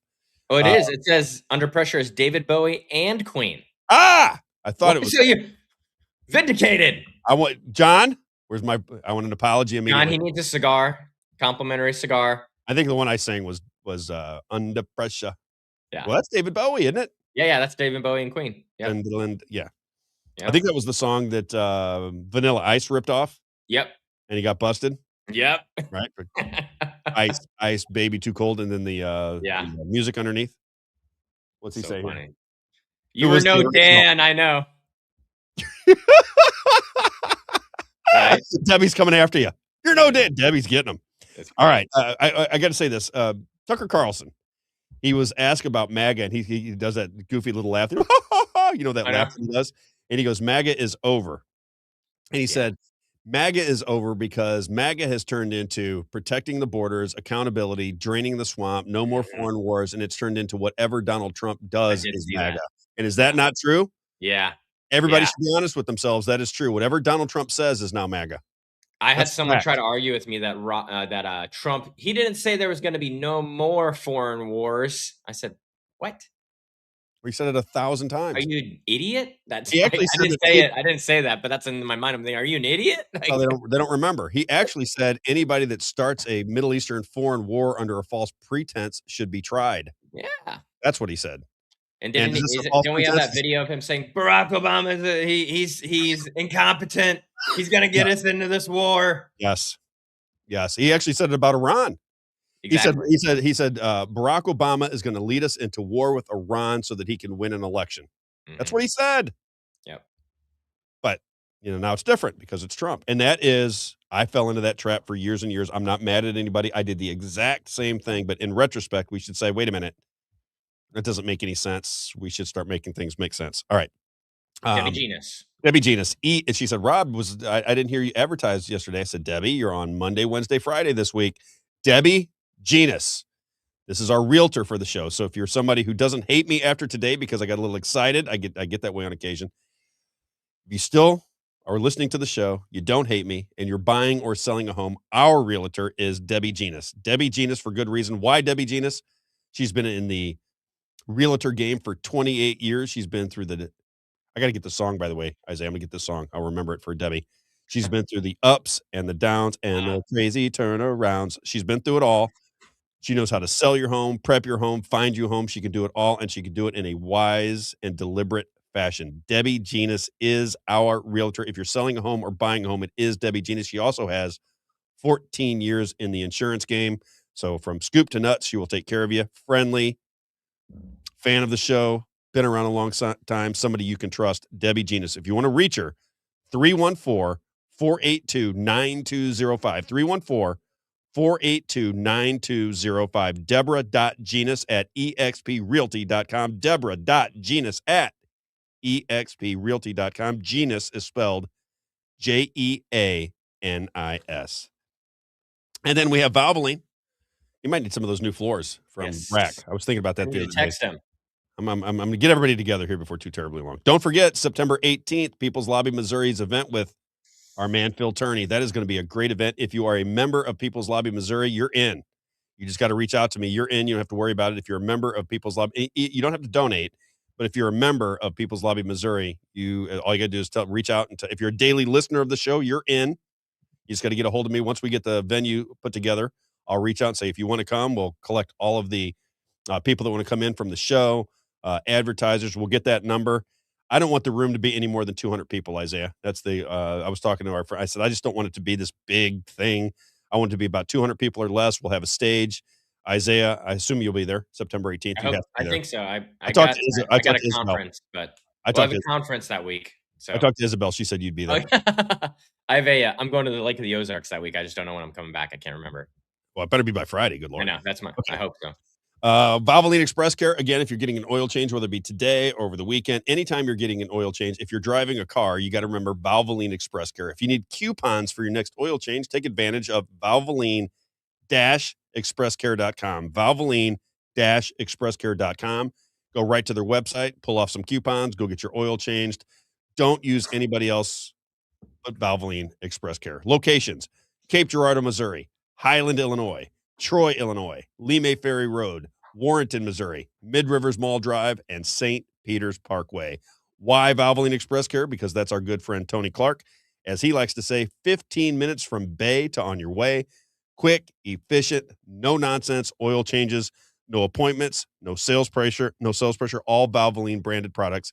Valvoline Express Care. When it's time for an oil change and you don't have that sticker in your window, Isaiah and I cannot and will not be your friend. And then finally, last advertisement of the day is, and I don't know where Isaiah went. There he is, he's coming back, is Moe's Pizza. When it's time for lunch and you're anywhere near Franklin County or Washington, Missouri, it's always Moe's Pizza. Why? Because they have a great pizza and salad bar. They're big fans of the show. They do a lot for the people in the community. Just a great environment. Moe's Pizza, a landmark in Washington, Missouri, at the corner of Grand and 5th Street. As he likes to tell me, Rob, God owns the place. I just work here. One of the big benefits to Moe's Pizza is if you have a gathering, if you need banquet space, they have space available for birthday parties, anniversaries, political meetings, Bible studies, any kind of get-together. Always think Moe's Pizza out in Washington, Missouri, at the corner of Grand and 5th Street in Washington. Moe's Pizza, when it's time for lunch. Get there. All right, Isaiah. Oh, yeah. I guess you got to get rolling, so I'll do the election stuff tomorrow. I have a clip from Mike Lindell, who went to vote. Did you see that? I was going to ask you about that. Yeah, man. We'll talk about it tomorrow. He went to vote. He said he puts his, it's just a scanner. It's just one of those tabulator type deals, I guess. He sticks it into the machine. He goes, and then that's it. I don't know what happens to it. I don't know where it goes. I don't know anything about it. He goes, You don't know how it read your vote? Doesn't know how the vote was read, how it's calculated. He knows nothing about it. And then you had the mishap in Milwaukee last night. That's big news around the nation, where you got this Steve Kornacki. Should we play that clip? You want to play that one real fast? This is from MSNBC. It's just such big news. I think we have to. Yeah, so he's upset because he's trying to stick it out all night long. He's in that studio. He's got the stupid map, and he's going through it all night long. And he wants to get. He's entertaining. I love watching him. Very good. Did you know he's gay? No way. That's funny. Yeah, I didn't know it either. I had to look that up, but yeah. So he's another one of our gay people in The media. tie thing makes Not sense. that Now, means then. anything. I'm just saying it. Just the tie thing makes sense now. Then yes. And Steve Kornacki said he wanted to get the results in by the end of the night. He stuck around for an extra 3 hours. And turns out they did not. What was it? They called them sticks, but I think it's the however you download the USB votes. sticks. Yeah, I'll let him explain it. Here's Steve Kornacki, MSNBC, did not get the vote totals in last night, and then they changed.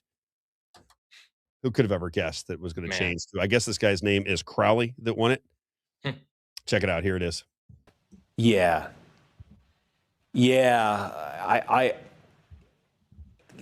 Here's the thing. Very strange.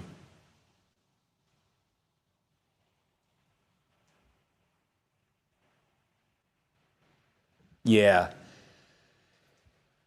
Let's look at it this way. He's exhausted. Yeah, he's like, whoa. He's tired. We're kind of indefinitely waiting for them to get their act together here and get the sticks and bring them back and go on. And we've got folks here who are working real late, and I don't think we want to,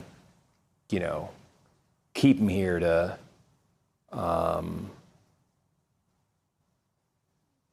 This could go 90 minutes, and it's 90 minutes of me saying, have you heard of any other athletes running for Congress? You didn't know what to do. Yeah. It's like I know we've come so far here.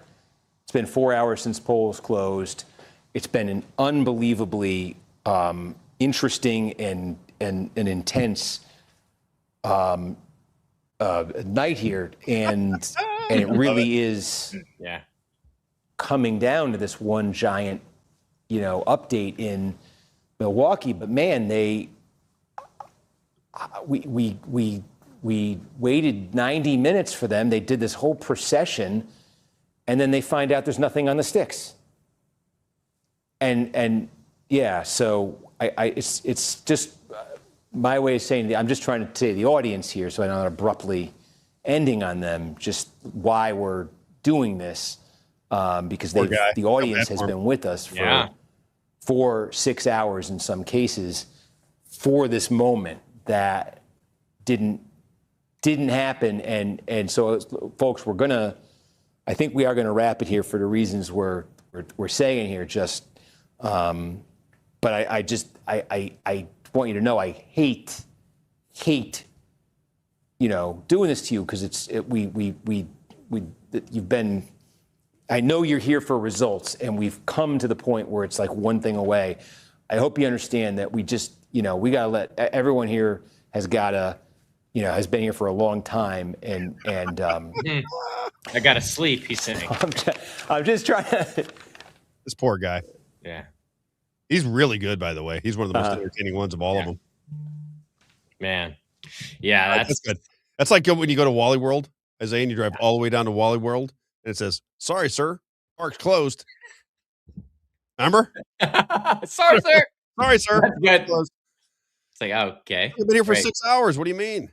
Yeah. Wait, so I'm waiting for you to call this, and you can't call it? Can't call it. They had nothing on the sticks. Nothing. Like, what? This is the way we run our elections right now. Yeah, triple gas said that was painful. Our entire society has been convinced. Think of how crazy this is. Our entire society is convinced, number one, that elections are being run properly, therefore there's no changes that need to be made. And number two, that American citizens can no longer count votes by hand because it's too complicated to count. Think about that. That's where our society is right now. We're not smart enough to count votes. We don't know how to do that. There's no way. It's too complicated. Counting 1, 2, 3, 4. Can't do it anymore. It's impossible. And number two, with all of the evidence to the contrary, the elections are being run smoothly in this country. And there you go. There you go. Right there with Milwaukee. Nothing on the sticks, Isaiah. There's nothing on the sticks. How could that be? Been here for 6 hours and there's nothing on the sticks. Ain't that Wait, that can't be. These are some secure. This is the most secure elections, Rob. These are secure machines. I'm going to get, before we leave, so I'm going to have pressure tomorrow. I'm going to have a little pressure. Kevin said you need it. I'll get pressure on there. Ain't that a shame? Remember, ain't that a shame? I'll have that on there tomorrow. So funny. Eagle 8264 talking about David Bowie and Queen earlier said they're both gay. No, what was David Bowie wasn't gay. David Bowie was he was everything, wasn't he? Oh, what was he like I think David Bowie was bisexual or like I some think he type was of quadsexual. I think he was quadsexual? he was all over the map. Queen for sure. Great movie, by the way, yeah. Bohemian Rhapsody. If you haven't seen the movie, you should check it out. Yeah, very good. My wife and I went to see that movie the day that I asked her to marry me. We went and saw that movie. That's why I remember it so well. It was a good movie. Yes. All right, Sue, our last comment of the day. And Sue, I apologize. Sometimes I argue in a manner that aggravates people. I didn't mean to do that to you at all. She said that is so weird to have that mindset. Elections are fraudulent. Elections are fraudulent. They are fraudulent. Trust me when I tell you. And the reason you know they're fraudulent is because of the way they're structured. They would not structure elections in that manner unless they wanted to be able to manipulate them. You wouldn't run elections this way. That's all you got to know. It's like everything. It's simple when you really look at it.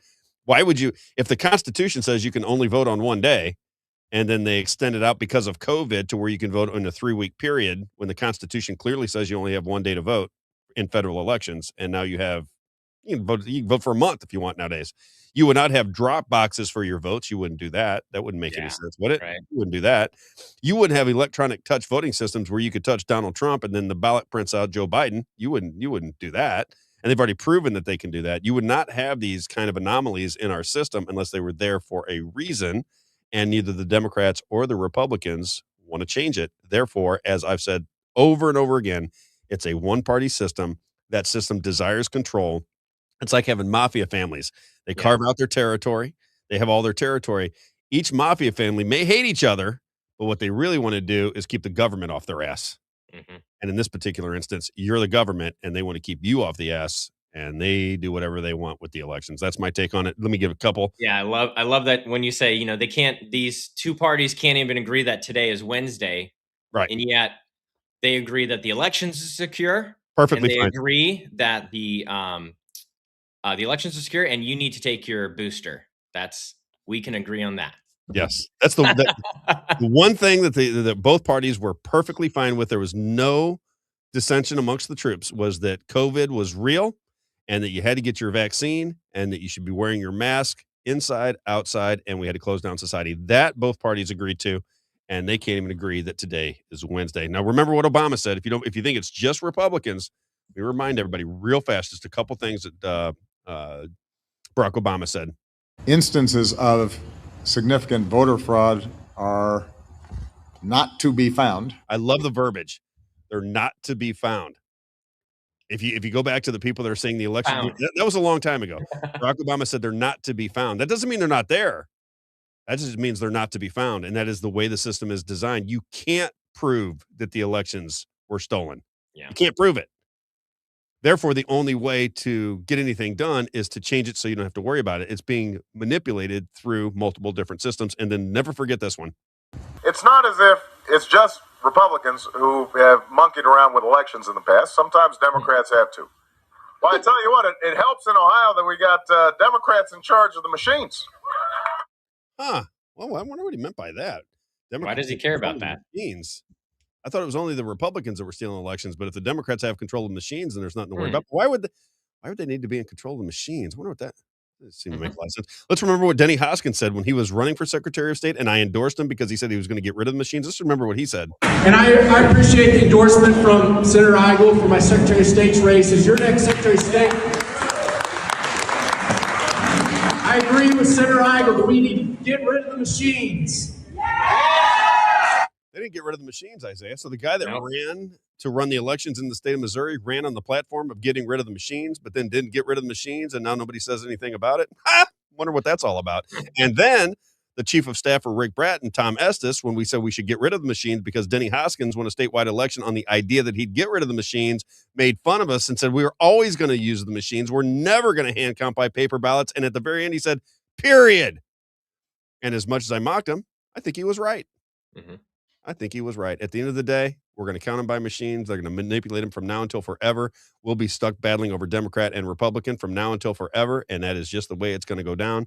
It's a one-party system at the end of the day, run by money, run by big corporate money, run through the federal government into the states. You don't have a big say in your government at all, and if you don't believe me, last one of the day, Isaiah, let's get a little Oh, where is it? Oh, here it is. This is Bryant Wolfen. This is my favorite House rep yeah. in the state of Yep. Missouri. This was a conversation that he had with People's Lobby Missouri's very own Jake Jackson. If you don't believe me, listen to the most honest person in all of Missouri government. It is Bryant Wolfen and Mike Moon. Those are the two that I pay attention to the most. There's some other good ones. Keith Ellis is, I think it's Ellis. Is that Keith Elliott is a really good dude. But here is Bryant Wolfen. Listen to what he has to say if you don't believe me. When we don't have a say, your representative, so like the people of the People's Lobby, like your representative doesn't really have a say in this building. I don't know what else to say. I mean, good Lord. You don't have a say in the building because it's run top down like a corporation. They turned the government into a corporation to where it's run top down. That is why 2 days after the primaries, they all run off to Branson, Missouri, and all the big corporate money that's going to tell them what they want. They start working them over. And they're like, okay, we're going to work you guys over a little bit. You want some money in your PAC. You want to run the Republican Party because you got to beat off the Democrats. Here's how you get our money. Here's what we're looking for. And ultimately, they get it. Runs just like a big corporation. Oh, yeah. Money rules the world, Isaiah. Unfortunately, you don't have a say in your government like you think you do. In the state of Missouri, you basically don't have any say in your government. That is why when they try to take away your initiative petition process, you should raise your eyebrow at that. You should go, wait a minute. You're not doing anything for me now. Now my voice, you want to take it away too? Mm-hmm. That doesn't seem like a good deal to me. Nope. All right. That's it for today on Hump Day Wednesday. Apologize for getting a little shaky there. I do. I'm getting better at not getting worked up like that, but I do think that we have to pay attention. You said the S word twice. I think I said it 3 times, and I promised myself. I don't think that's the worst of the words, and I do speak like that in my private life, unfortunately. But I got to say, we have to be more skeptical of government in general. You have to be more skeptical. They're not. My show is not going to get into what the Republicans did one day and the Democrats, and you got to go out for the Republicans, and you better get for the Democrats, or we're all going to die if we don't vote for. They say that every election season. If you haven't noticed, this thing is on cruise control. The problem is where they're taking it. Don't get caught up in Democrat and Republican. Get caught up in you controlling the Democrats and the Republicans. I don't care if they fight. Who cares? We are in charge of both of these parties. We're in charge of the government. Should we exercise our authority? If we don't exercise our authority, then you're sunk. And you're not going to get it done through voting. It's not going to happen. Voting is wonderful. I love it. I think everybody should vote. But in the big scheme of things, haven't you noticed that we've been voting for Democrats and Republicans for 50 years and the world keeps we're working longer, we're working harder. Now we have our life expectancies going down. Our kids are nutcases. Societies aren't safe. Our inner cities are a mess. It's not getting better. Democrats and Republicans do not make your life better. They just make us fight harder against one another. And that's all I got for you today on that happy note. Go out, have a glorious day. I'm getting ready to watch the Cardinals. They won a fantastic game last night. That was one of the best Cardinal games. I was supposed to go last night, but our dog ran away. That was one of the best Cardinal games they have played, and I would say that's the best game the Cardinals as a team have played in the last. And I like the Cardinals, so I pay it. And I'm a baseball guy. That I've played baseball for years. That was the best Cardinal games they've played in maybe a couple of years. That was an excellent, excellent performance by the Cardinals. Gave me some hope that they might be good here before too terribly long. Great game. We'll see you tomorrow morning. As always, Isaiah, have a great day. Glad you got your dog back. I was worried about you. I know. The fans were worried about you. I had several calls about you yesterday. Hey, did he find his dog? 13 hours. That's all it took. Yeah. I was actually I was at dinner with my pastor. So he had texted me and he's like, hey, I'm going to dinner with a couple guys before church because we do church on Tuesday nights. Do you want to go? And we had already said that we weren't going to go to the Cardinals game because we had planned. It was actually going to be our first date since our son was born. First date that we finally got, and we weren't able to go. It's unfortunate, but my wife let me still go to dinner with my pastor, and because it's I know whenever he wants me to go to dinner, it's going to be with some influential people. You know what I mean? And so. And he doesn't just ask anyone to go to dinner with him. Nice. So I was like, and the last time he asked me, I had to say no. And I felt really bad about it. I was like, I'd never want to say no. And so went to dinner, sitting there. My wife starts blowing me up. And I'm like, oh my gosh, what's going on here? Didn't answer the phone, didn't look at it. And I get out of dinner. I was like, hey, what's going on? Is something wrong? And she's like, I found the dog. I was like, oh my gosh. Thank God, because I'm just sitting there worried. I told her, yeah, we got to pray for my dog because we haven't been able to find it all day long. And like, oh my gosh, I say, we're so sorry. It's like, it's awesome. You found the dog. How old's the dog, by the way? Yeah. Oh, 16. Blind and can't hear. Yeah. 16 years old. Can see a little bit, but pretty blind and yeah, completely deaf. I mean, if you yelled at her, she would just stand there and look the other way the whole time. So thanks for the prayers. It definitely worked. Because I was getting super anxious about it. And when I, after we talked about stuff at the beginning of the dinner, but then as the dinner went on, we were talking about business, and one of those guys is a new multimillionaire, and he's telling us how he built his business and all these different things. And so I could tell that my anxiety was going down. And the only thing I can attribute that to is, prayer and trust in God, because anytime I put myself in trust in myself, it's a lot of anxiety, a lot of fear, Yeah, same with unknown. me. I'm the same way. And when I let go and let God, it's a lot easier. And so hopefully the only reason I say that is not to impress you. This is what my pastor says. It's not to impress you, but to impress upon you. I knew you were going going to say that. line. I love it. Yeah. And I love that line. So you can be a lot happier. You can have a lot less stress in your life if you give it to God. For me, Isaiah, that is a fact, Jack, right there. That's the fact, Jack. That's a fact, Jack. Have a great day, everybody. We'll see you tomorrow morning at 9 a.m. on the Rob Carter Show. Isaiah, have a great day. I'll text you later. See you guys.